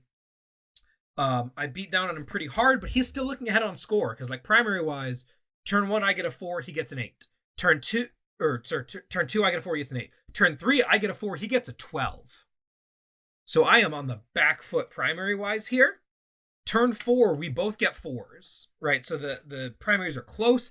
The problem is, on conversion, there's a pretty big amount of endgame swing that's available, because on turn 4, he's basically tabled, I explode, and then turn 5, I have the whole table. I score 18 points of primary on turn 5, because that's how the mission works. And he scores -1 points of primary on turn 5. Beautiful. At the end of the day, I score 8 on R&D, 12 on Strangle, and 9 on No Prisoners, to his 9 on Strangle, 4 on Banners, 7 on No Prisoners, and the final score is 75-57. So I take this game, come out triumphant, 4-1 at the end of the event. I'm going to end up in 4th place overall, which barely misses the money, so it goes. Feeling great, play an event going 4-1 with an army I don't use, had a ton of fun, learned a lot. Great event, good stuff. We'll talk more about reflections later, but that's where I'm at the end of the weekend. Up next should be Lukas. Where's your round 5, Lukas? We're gonna go back through these pictures because I totally put them in the right spot. No, there we go. Let's go. Are you guys ready for hilarity? Okay, so I played against the list that Nick played against with the 860 reinforcement points. I took no prisoners, and I think Chuck realized that spawning a bunch of horrors going up against orcs is not a recipe for success, because I can definitely just smash them in the face. So he went first, and on turn 1 he advanced his blue horrors, or his pink horrors, onto midfield objectives, and then summoned 5 soul grinders. Tyler, that's not an appropriate reaction given what I just said. I'm sorry, I must have misheard you. Say that again? Man's spawned 5 soul grinders on turn 1. With his 4 characters. Apparently there's a strat. Anytime chaos players say something, I'm just like, sure, probably. Yeah, there's probably a strat for that. He's like, I've got a strat to summon twice. And I'm like, sure, why not? What the hell does a soul grinder even do? Okay, it's a 14 wound, T7, 3-up armor, 5-up invuln vehicle. Okay. The Zinch ones have a 4-up invuln. The Khorne ones get +1 strength and attack. The Nurgle ones have a 5-up feel no pain. On a 14 wound T7, 3-up, 5-up? 5-up yes. feel no pain? Okay. Yes. And the Slaanesh ones have fight first. Does he have to summon them like spread out across them because he's playing Bellicor? Yes. Man, you got 2 Nurgle so ones bad. and then one of each of the other ones. The Nurgle ones are legit hella hard to kill. The problem is their guns don't get rerolls, basically. And they hit on 4s. Ooh. Yeah. So you kind of think of it as like, I'm trying to think of a comparable unit, but you just don't expect it to do damage, and if it does anything, it's nice, is basically what happens. So he just spawned those guys in and just like kind of started mortaring me, and I'm like, well, this really shouldn't do anything, but I guess I'll lose 7 pigs, sure. And then is their gun indirect? No. Oh, okay. But I didn't see any guns across the table, so I'm just gonna spread my army out on the front of my DZ. I'm sorry, Lucas. We need to pause this for a moment so that we can look at the actual stats of this thing. This is ridiculous. You want me to give you the gun? I want to know what this thing does. I'm looking it up right now. Sure, you can if you want to. It's Soul Grinder. Okay. What are they equipped with? I have no idea what any of these things do. Bombardment, the Reaper autocannon, and then whatever thing can give them 10 attacks. Okay, the Phlegm Bombardment is 36-inch range blast, heavy D6, 823. That's a gun. That's like an 8th edition gun. Yeah. Okay. Pretty good at killing piggies. Sure. All right. So yes, that kills some pigs. I believe it. Continue. And then he's got like a 3-shot shitty autocannon. And then he's also in melee. They also hit on 4s. No! And they lose attacks for being degraded, and they're like strength 8 minus 2 D3 damage or something. Oh, they're so bad. How many points is this thing? Oh, it's 160 points. Who thought that was okay? Oh. He summoned them with the claws. Whichever one you do to get the extra attacks. I don't know. Okay, the claws. I think that's the Warp Claw. Warp Claw. Okay, cool. So he runs forward. I run forward.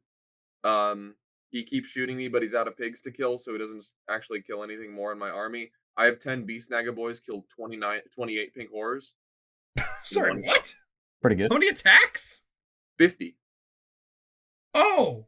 Okay, yeah I see it. Give him Warpath, give him Ghazi rerolls. That's like 60 hits, and I'm wounding on 2s because I'm strength 6. 60 hits out of 50 attacks, of course. Yep, makes sense.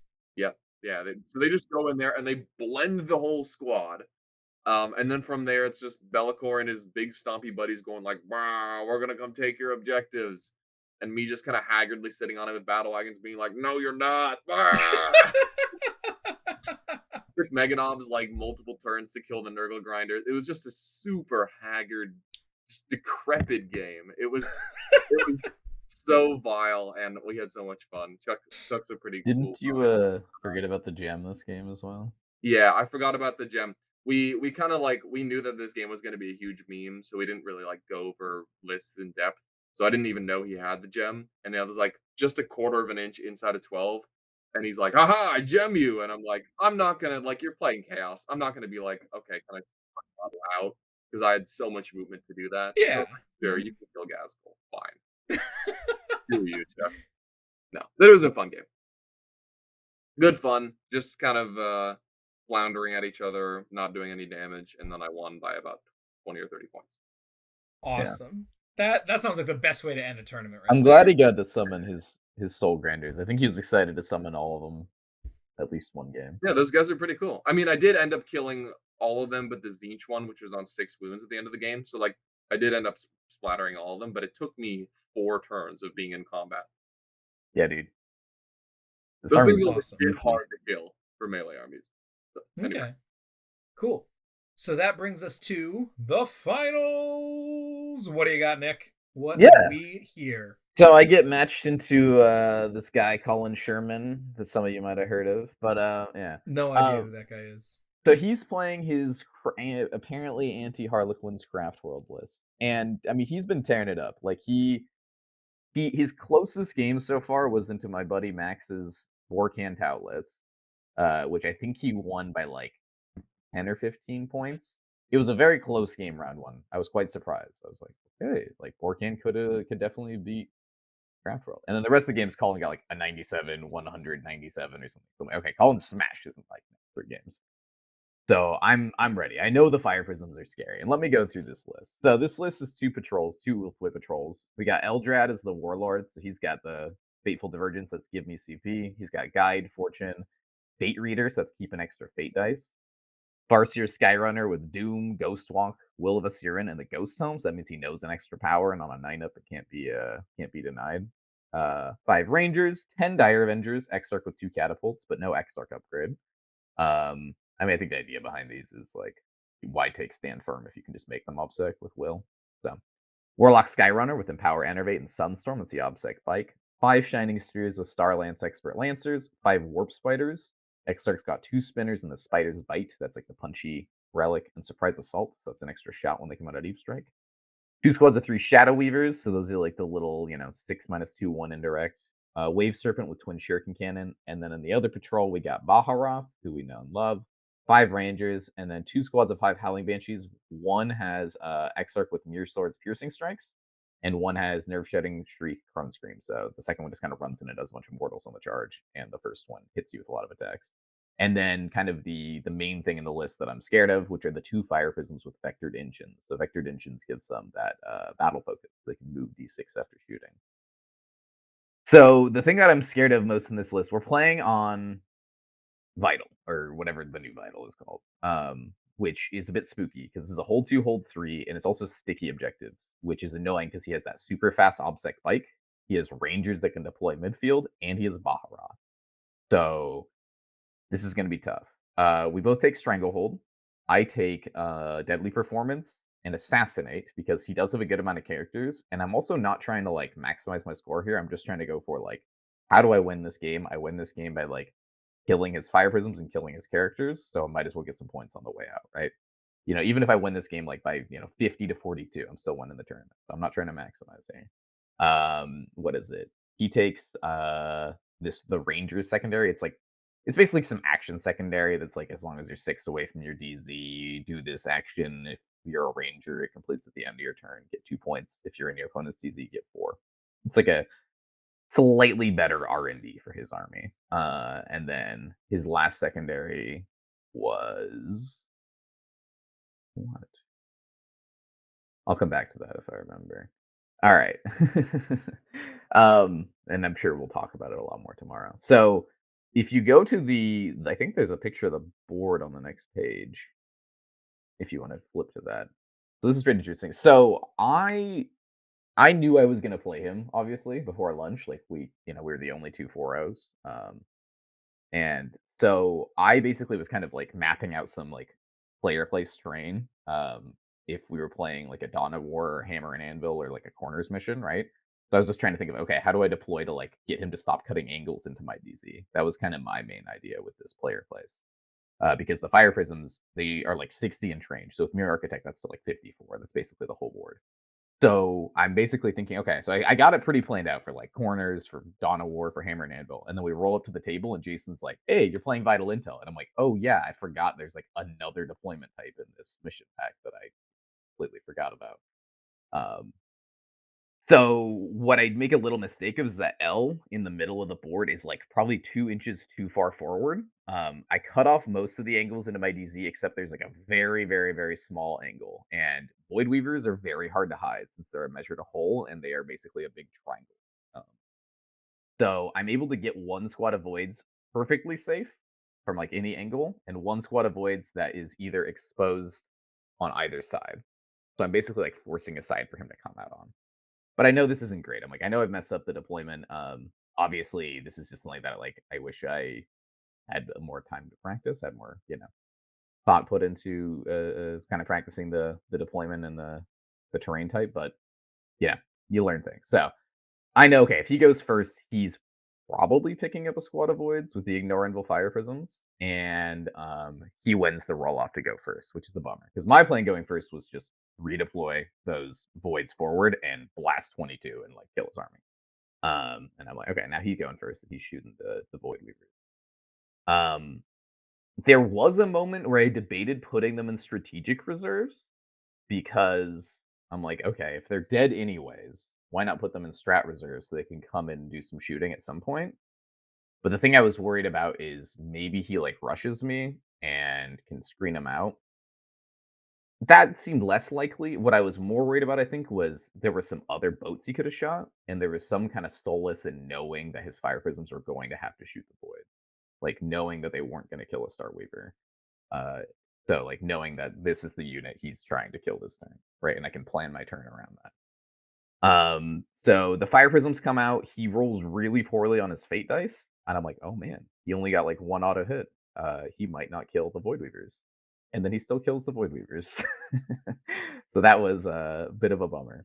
I realize at this point, okay, so his 2 fire prisms are now in that like L that's like closer to me. He's put both of them over there. I realize if I just sit back and wait, he's probably gonna win on points here. Because he's got like the obsec. He's got fast mobile obsec with being able to give a squad obsec with Will this year, and he's got Sunstorm, he's got Baharoth, right? He's got Rangers who are already on like the 2 furthest objectives. I'm like, I need to go out there and kill some stuff. So what I do is I send the bulk of my forces blasting over to that L to touch it so that they can see through it and shoot the fire prisms. Um, so my plan was to put like pretty much all my Star Weavers in his face, kill the prisms, kill what I can over there, and like stat check it and be like, all right, dude, you have 1 turn to kill all my Star Weavers or I win the game. And then over on the other side, he like put a wave serpent over there, and I think I send like 1 boat over there and 3 voids, and I like pick up the wave serpent, and the solitaire kills most of the banshees. So there's like 1 squad of banshees left alive on 4 banshees. He is able. I pick up a lot. My turn 1. Like I kill all the dire avengers. I kill like the wave serpent. I kill 4 banshees. Kill 6 banshees. I kill a fire prism. I kill the sunstorm guy because my Flatmaster blasts out of the bike. He's got a blast out of the bow. He's got a 29-inch threat range, and he tags the other fire prism. So I'm feeling pretty good. The Death Jester could have shot the Farseer, but my guys kind of whiffed on the Dire Avengers, and I really wanted to kill the Dire Avengers because that put him on a 4 for primary, and it also gave me Stranglehold. So it was like a 7-point swing. That's like one little like. There's a lot of like little plays here that I was kind of not like plays, but decision points that I was making, where it was like, this is a little bit of a risk, but like it gets me more points, or like, this gets me less points, but maybe it wins me the game. And they kind of like start cascading downwards because his turn 2, he answers and he starts shooting my boats. And at first it's looking good. Okay, like on his like little shots, I'm like, okay, I'm making most of my saves. And then he starts hitting me with mass fire, and I start failing a like on a crazy amount of saves, even with luck rerolls. I'm just like, all right, here's a 2 into a 3, here's a 2 into a 3, here's a 2 into a 3. And Colin's like, oh, well, that's a bummer. And he manages to crack all my boats and most of the troops. So, sometimes you don't get lucky. And I knew basically I was just stat checking him, and stats got checked. So,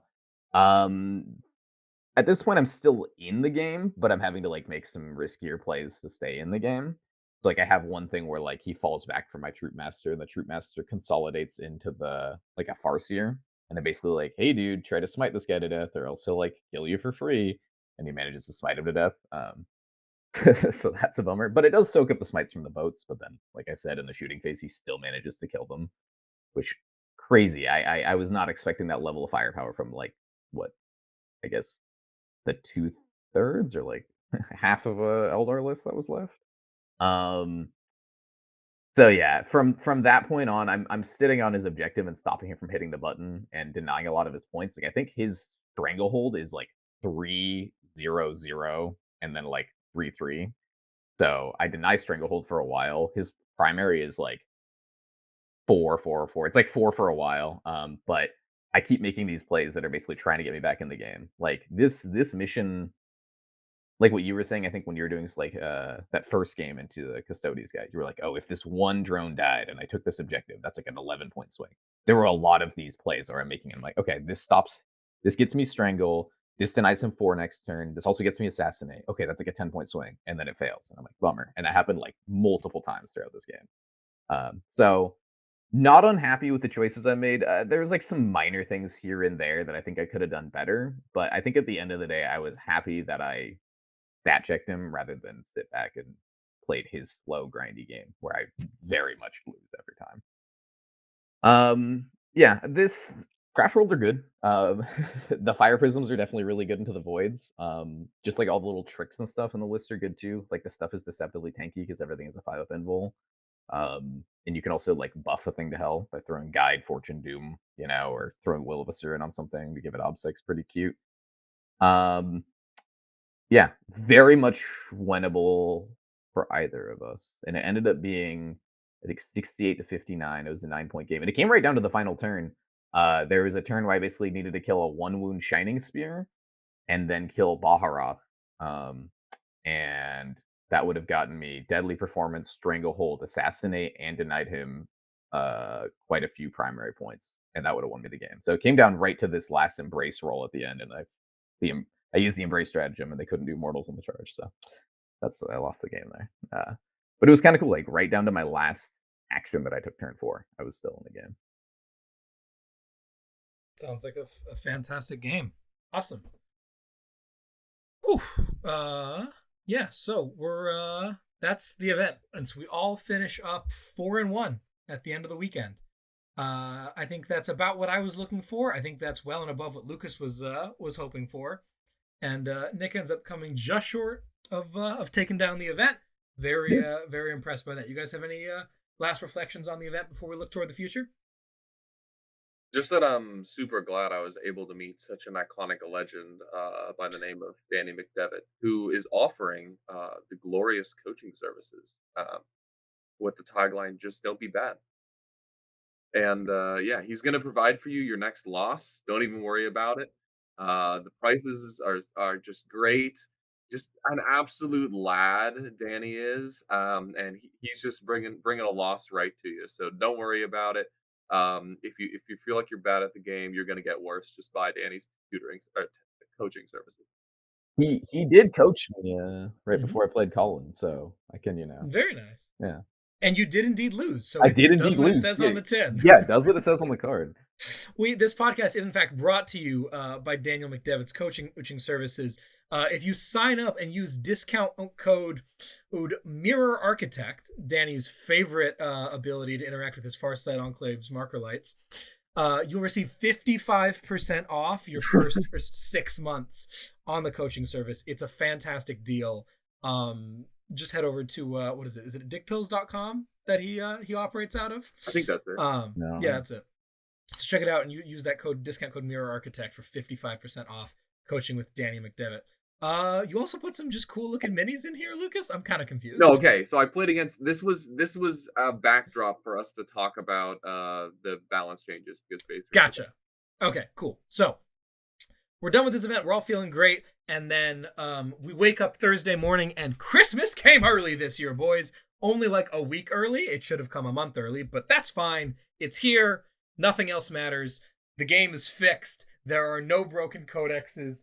Not even one. There are none on the horizon that you should be worried about at all. Everything's fine. Is that one legal today? Yep. Yes, the Tyranids Codex is legal today, and wow, is it good. Bummer. Yep. Yeah. If you get wrecked by Tyranids and you're upset, we should all just collectively do no FAQ, no play until that book gets fixed. Because the game's in a great spot other than just Ebola Tyranids. Yeah, Biovores are great, Tyler. What are you talking about? They're fantastic. I'm never leaving home without them. I think I'm honestly scared right now that I don't see a day one no Leviathan, no Crusher FAQ. Not sure when they're gonna announce that. That's just please announce it. That's just like baseline, dude. Even if we don't have that, the codex is still insanely broken. Oh, it's stupid as hell, absolutely. But we're talking about the difference between like, hey, wow, this is a broken like 60% win rate faction, to wow, this is a Harlequins level 90% win rate. Oh, dude, I want them to break 80. Let's go. You don't feel like without Crusher, they're not going to be Harlequins level? I don't think they'll be Harlequins level because I think it's way easier to build a bad bugs list. It's also harder to play them correctly. Exactly. I think they will be Harlequin level top 4s. They'll dominate everywhere, but I don't think that at all tables they're going to dominate everywhere, because like unlike Harlequins where it's really hard to write a bad list, it's very like there's a lot of diehard 0-5 bug players out there who are going to go 2-3 with the new book. So sure. We'll see how it ends up working out. But yeah, so at the moment, as of the recording, as of 12:04 p.m. Pacific on April 16th, Crusher is still technically legal. If you're a TO and you're listening, ban it right now. But anyway, are there any tournaments tomorrow? I think I got one to go. That's for a different show. Upcoming stuff real quick, and then we'll answer some questions. Naj and I are going to be at GW Seattle on the the 7th and 8th of May. 6th, 7th, 8th. 6th, 7th, 8th of May. Lucas, I think you're not quite making it out to that one. Not quite. Nope. All right. So we'll be there along with probably some other Best in Faction guys. I know that Mitch has talked about going out there. I think Chuck is thinking about it. I don't think Colin's going to make it, unfortunately, but that's going to be a real good time. So you can look forward to stuff about that. That's going to be in 3 weeks. With that, let's do a quick whip around on thoughts on the balance data slate before we jump into a couple of listener questions. Let's start with Naj. What do you think about the changes, particularly to Harlequins, seeing as how you just almost won a Harlequin changes. I think they're pretty fair. I mean, okay, obviously they're fair. The faction was ludicrous. I think there's like some more minor things they could have done. Like I'm sure if anyone who's heard about balance data slate reviews this week has heard these. Like compare the Custodes to Harlequins nerf. The Custodes nerf, they nerfed a ton of their rules, and like none of their points, and everyone's all like, "Oh, that faction's dead." Harlequins, they just bumped the points. The crazy rules are still there. Void Weavers are still as hard to kill. Luck dice are still crazy good if you can roll them. The main two things that I think are big changes. Mirror Architect not being an aura anymore and also only affecting core. You're probably not going to see it for a while. You might see it every once in a while, like on like 10 troops that are like hiding behind a wall or hiding in the middle of the board or on some bikes. I don't know if it's worth 25 points, but it seems cool. And what else? The Death Jester. Thank you. Yeah. The Sagarak's Favor now working in melee. Death Jester does not get guaranteed 6 hits. So with the bodyguard change, not being bodyguard anymore, being Lookaster now, Death Jester was ready to tear up those characters, and he cannot anymore. I think you'll still see some people taking Death Jesters. He's still good for 55 points. It's just like Harlequins are now a more expensive army now that Void Weavers are 130 points a model. I still think so. I was talking about with Anthony Vanilla about his list. I was basically playing his Harlequins list. He's posted in our Discord already that basically you take that lights list and you cut 2 Void Weavers and the Death Jester and Mirror Architect, and then you get to play the exact same army. So it's like, okay, you lose Mirror Architect, you lose the Death Jester, and you lose 2 Void Weavers. How much weaker is the list? Weaker, but is it still good enough to like bash some other armies? Perhaps. We'll have to wait and see. I think it's still strong. You still have the issue with 3 Void Weavers and a squad being able to run out, shoot, fire, and fade, and be completely uninteractable, especially now that Ignore LOS is new. I think I agree a squad change size on them would have been cool, like down to 2 per squad. So you can't have like this much firepower that's that uninteractable. So yeah. I'm personally not really interested in light anymore. I took it to beat Tau and Custodes. Custodes are much weaker. Power is still quite strong, but I think Dark is what I would want to play going forward. Dark with some bikes seems a lot more fun. And also the additional AP in melee helps with our new overlords in the form of Armor of Contempt. Yeah, Lucas, you want to talk about Armor of Contempt? Yeah, this change is awesome. This is like exactly what Marine players were wanting, because they needed to be more durable for their points, and like it needed to be something like Baby Transhuman or better armor save or just Feel No Pain or something. This is a very good way to basically give them almost +1 armor save. I saw a lot of people arguing for like power armor gets like a 6-up or 5-up invuln army wide. This is a way more interesting way to apply a similar level of durability, if not more durability. They feel like Space Marines, which is the coolest thing. You're not just like plowing something random into 5 intercessors and massacring them. These picks are from my buddy Max is super excited about this. I went over to his house yesterday and we played a great game. He's building a new Ice Scars army. So he's got Blade Guard vets in the upper left and Con and Claw Terminators in the lower right. Claw Terminators, guys, are legit. These guys are super cool. They're really likely the buff to resilience isn't only that the models stick around, it's that especially for people like White Scars and Phase Wolves and stuff, they're more likely to stick around to the important turn 3 when your army gets super duper juiced. Because like I was just smashing the hell out of him for 2 turns, and I'm like, okay, I've got 1,200 points in my army, and you got 500. And then turn 3 happens. He's like, okay, my whole army falls back and charges, and I delete you. And I was like, oh, okay, gotcha.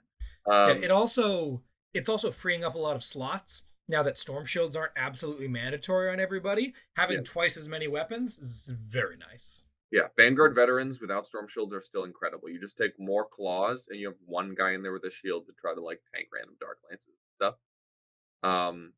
Yeah, so like Space Marines are legit. It'll take a while for people to kind of realize, I mean, what's the best, what's the most optimal. The great thing is, because of the supplements, basically every Space Marine book is at least decent. I could see White Scars having play, Iron Hands, Dark Angels, Salamanders obviously are insane. Yeah, BGV didn't make it. Yeah, I don't think Blade Guard veterans are the way to go. They're just like crappy Terminators with transhuman access. Yeah. I'm glad they had their time in the sun. They were very cool. They're not it anymore. It's time for, frankly, this has got to be the best day of Harry's life, because it's time for Firstborn Salamanders. They straight up just buffed his list like 4 tiers. Yep. Firstborn Claw Salamanders. Let's go. Go get them, boys. Yep. Yeah, so that's all looking super cool. I can speak to the Tau changes real quick. I think that a lot of people don't think these Tau changes are very impactful, and I think it's because they don't play Tau, which I don't just mean in the sense of like, it hurts so bad, and you guys just don't, like, none of that. I just mean they seem small and nuanced, but they're incredibly impactful. The +1 AP into from the Monka range is where so much of my damage comes from. It's so big. So much. Tau are full of getting way too much value out of AP dash and AP1 weaponry, right? Burst cannons, like I was saying, into Custodies. The way that you massacre Custodies is you fire flamers and burst cannons at them that have AP2. AP1 from Monka, AP2 from the stratagem. Dropping that down to AP1, and then also you're not playing into Custodies anymore, you're playing to Terminators. And Space Marine Terminators ignoring that first pip of AP, 2-up saves in the open all day into what was a minute ago would have been 4-up saves. Ooh, Tau lost a lot of hitting power out of that. So that's going to hurt real bad. It's now a genuine choice. The anti-infantry weapons feel like anti-infantry weapons, and the anti-elite weapons feel like anti-elite weapons, which is what it should have been. Exactly. The damage got reined in. It's not like gutted. But no, Tau is still an easily A-tier army. I don't know what S-tier means anymore, but they're definitely a can compete, can win tournaments army. Yep. They're just not going to be raffle stomping people anymore. The changes to indirect, fantastic. Yeah. Like they're so bad for Tau, and I'm so pleased by it. Yeah. You think about AFPs a minute ago were AP2 ignoring cover into Marines. They'd put Marines on a 5-up save. Well, now they've lost that pip of AP, so they're down to AP1. And the Marines get +1 save because they ignore the first pip of AP, so they're AP0. And Marines get +1 save because it's indirect. You went from a 5-up to a 2-up. 5-up to a 2-up. My guy. Tau are gonna need to be a much more interesting army now.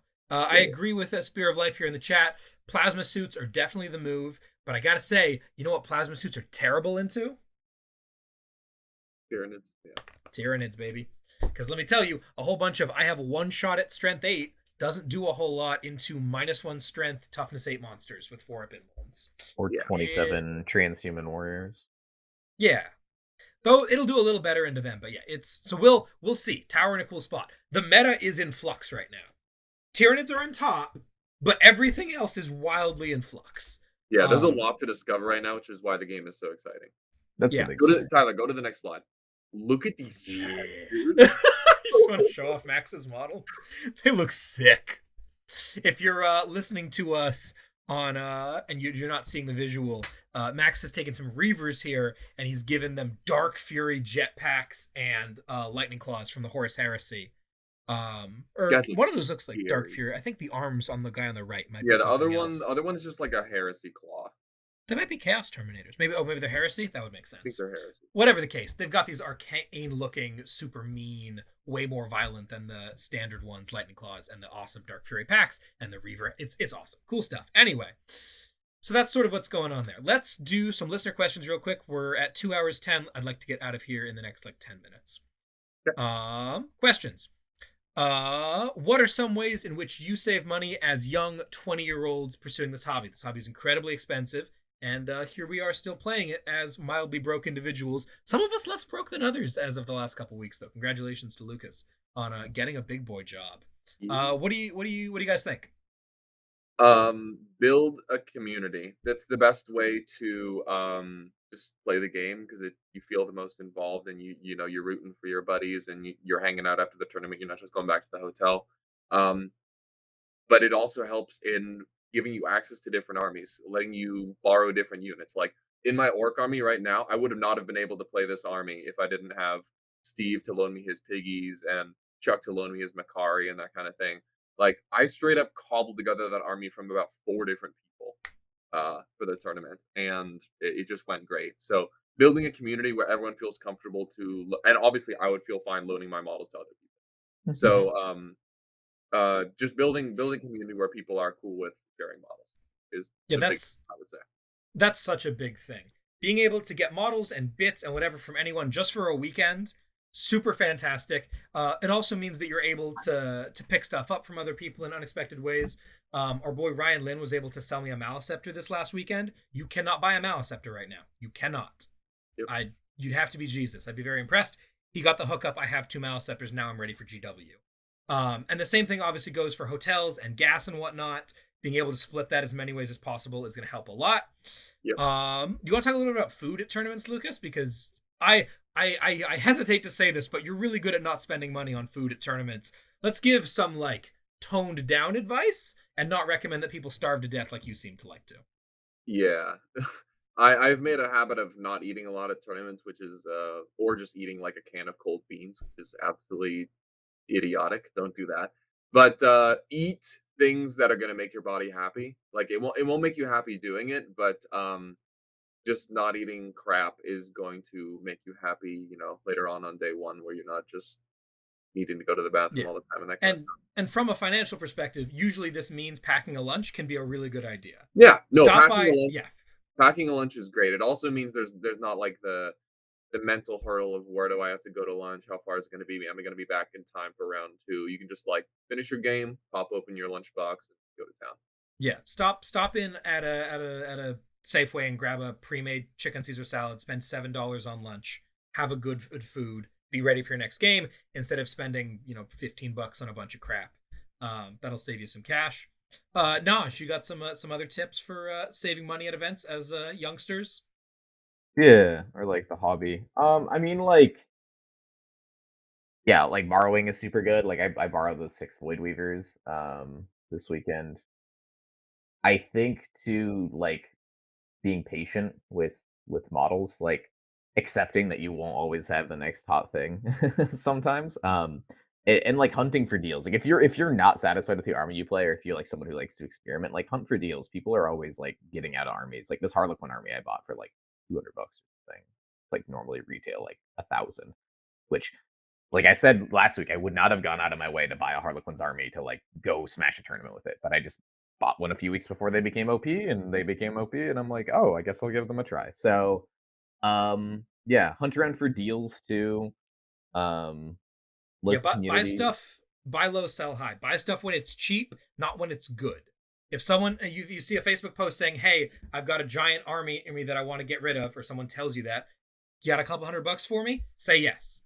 It'll be helpful. Just have more things. If you have just a couple $100 sitting around, investing in lots is probably the best way to do it. I don't do that at all, and I definitely wish I did. Yeah. I don't know if we want to talk about the boogeymen or not. I don't know if we're allowed to.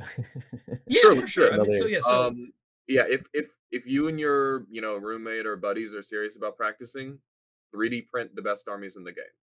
It's hella cheap, it's hella fast, and it gives you excellent practice. There's no reason not to do it. Yeah, if you want to just proxy stuff or do like papercraft or whatever works for you, that's fine.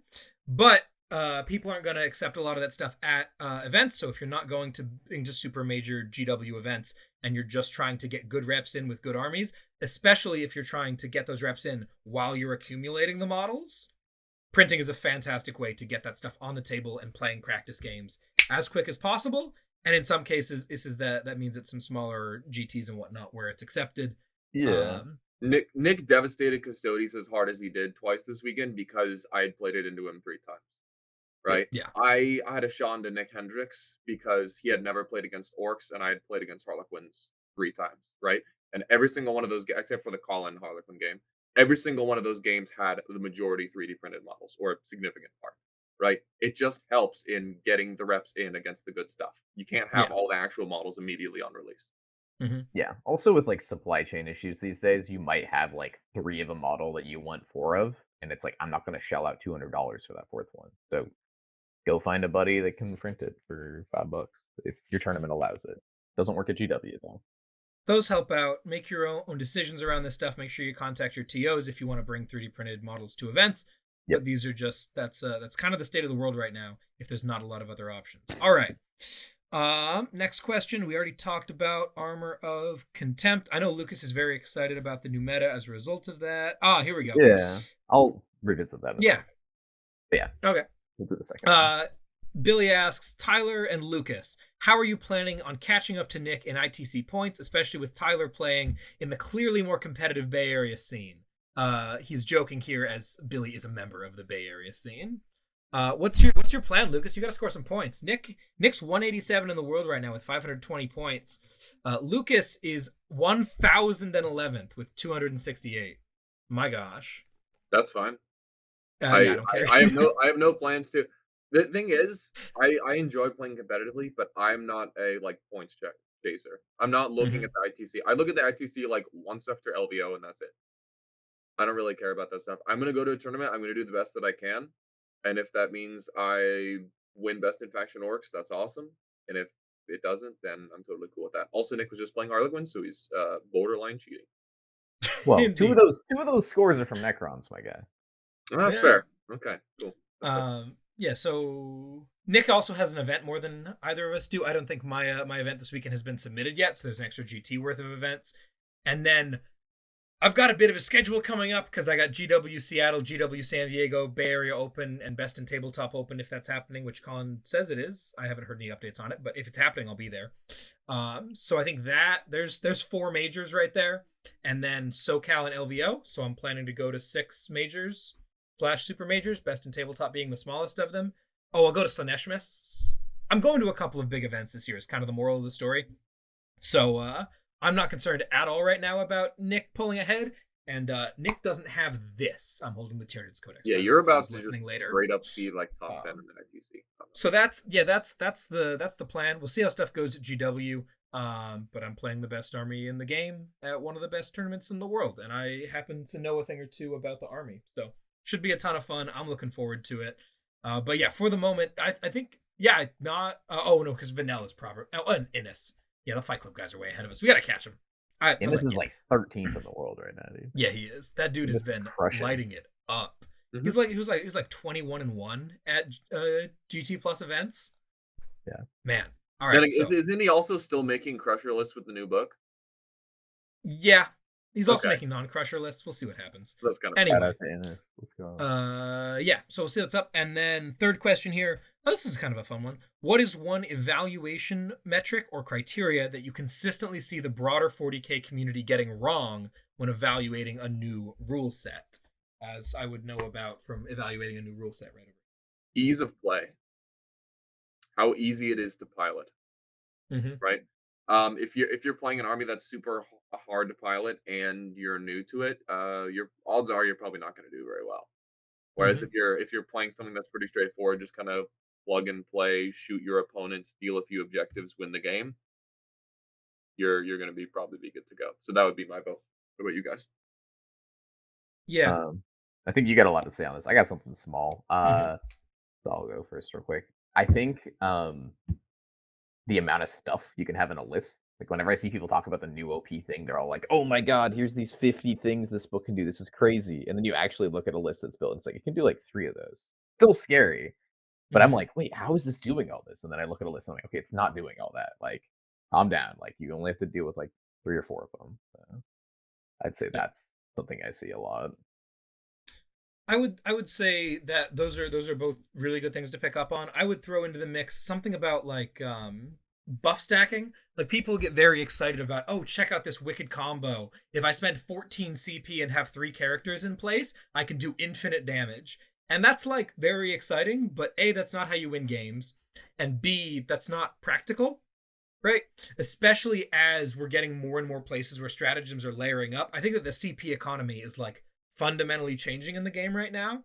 Where like as a Tyranids player, I send a squad of warriors into fight, I could legitimately spend 8 CP on them, I'm pretty sure. Like there's just that many stratagems that are floating around right now. And if I want to, you know, punch God in the face, that's a thing I could try to do. But it's not something that's actually gonna see tabletop play. And then the other one is I don't think that anyone evaluates speed properly. No, I think is broken. It's stupid good. It's highly underrated. And people aren't doing it. And then the last thing is I don't think that anyone thinks about how the mission works. Swooping Hawks are one of the dumbest units in the game, and it has nothing to do with R&D. It has nothing to do with R&D. That is a unit that does incredible amounts of mortals from way too close up and then gets into complete safety and shoots a million shots that auto wound on 6s. They're a very, very strong unit that does horrific things, and in a new world without indirect is going to be punishing. It has nothing to do with R&D, because I don't know why everyone was like, oh, this unit's going to R&D so much when it jumps in the shooting phase. Yeah. Meaning you can't start R&D and then jump. Also, you can't jump and then start R&D. It's good at getting R&D like on turn 5. Yeah. I get, but like I don't know. I don't think that anyone I think that people are very quick to see missional play and not really think it through too hard. So those are some things: speed, missional play, crazy combos. Yeah, those are. Oh, transports! Oh my gosh! Yeah, if your book is a good transport, look for ways to abuse it. Right. Yeah, not that you would know anything about abusing transports. Mr. runs over 3 Harlequin characters. Awesome, cool. So that is the extent of the questions that we've got there. I'll throw a couple pitches and we'll wrap this up. If you would like to ask us questions in future episodes or keep the conversation going, make sure to join us in the Discord for Best in Faction.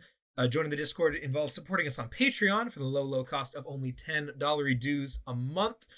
If you listen to this podcast and you play 40K, you can probably make that happen, and I highly recommend it as it gives you access to the best minds in the community, including all of us, several other people, several Art of War coaches, don't tell them, and the guys at Fight Club, the guys at OG, and other players from around the world involved in some of the best communities in 40K. If that's not exactly your speed and you just want more content to consume, we did just the other week play in the Battle of the Generations. The semifinals and the finals have been released of that. You can kind of figure out who won the game because the titles tell you who's playing, but I'm playing in a bunch of games that you'll need to be a member to watch. If you want to see how new bugs perform, check that out.